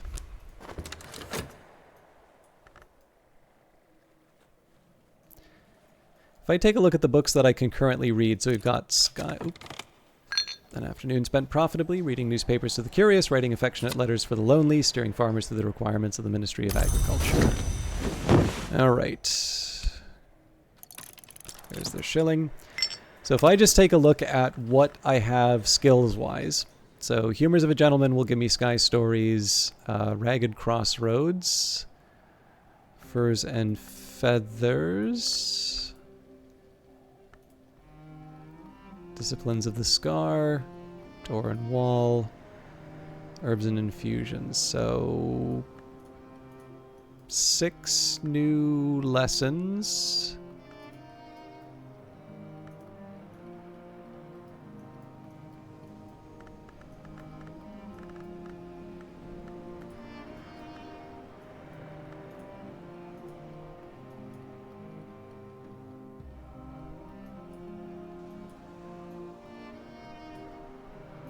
Say 6 new lessons and then a bit of a question mark in terms of the books, like the follow-up books, because something that's like Rose or Winter is easier for me to, is a bit easier for me to read than, say, a Nectar, where I can only bring one point from the element of the soul.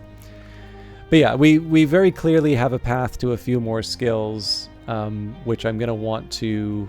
I think that's going to be something that I want to resolve for myself before I get a little too enthusiastic with the Tree of Wisdoms.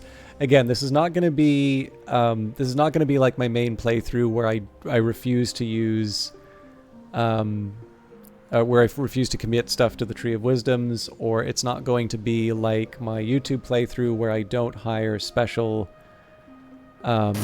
visitors to help me out with certain rooms.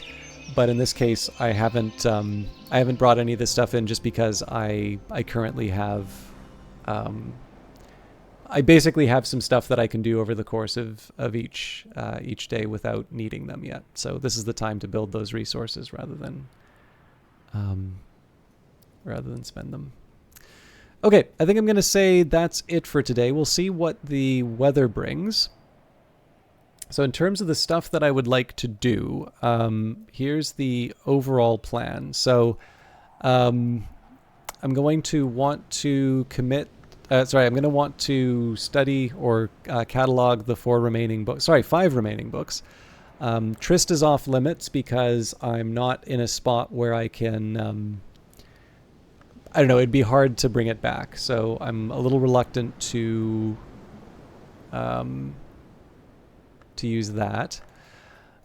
Depending on the weather, we might be able to read a few more of these, like Fectry's Herbery, maybe. Lots of sunny days means Humors of a Gentleman shouldn't be a problem. Sun's Lament, I might need to get lucky. We'll see. And then... I suppose once I'm done cataloging, I know we still have the packages and such, but perhaps perhaps I should take stock and see what I think is a realistic path through the house. The deserted well would be really helpful just because of my ability to sort of draw up some water and restore my elements of the soul, but it's not like my primary concern, let's say. Yeah, I don't know. At this point, it just becomes a little bit more like a regular playthrough. But again, I do want to try and get to that point where I'm more reliably committing stuff to the Tree of Wisdoms, and that's just because it'll make it so much easier to wind up building this. And if nothing else, it also just gives me a path in terms of the various elements of the soul. The various skills that I'll have at higher levels. But that might be something that I also just spend a little time working out on my own time. I have a list of some of the stuff that I, like all of the different skills that I did in the previous playthrough, so that might be a nice little project to try and work out what I think a good path through the Tree of Wisdoms is. Anyways, all of this is something to be handled on another stream. So thank you everybody for watching. I am quite enthusiastic about the new expansion, and I'm actually I kind of like that I'm at the point where I'm already starting to make some decisions in terms of where various people go. So let's take a minute here and see if there's anybody online. Book of Hours. No.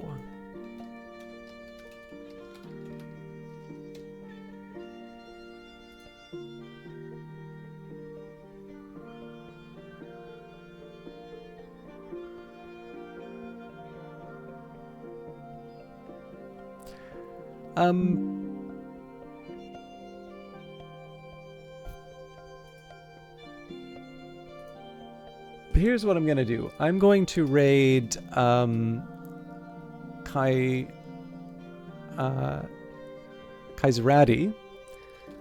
And the reason I'm doing this is they are somebody who's actually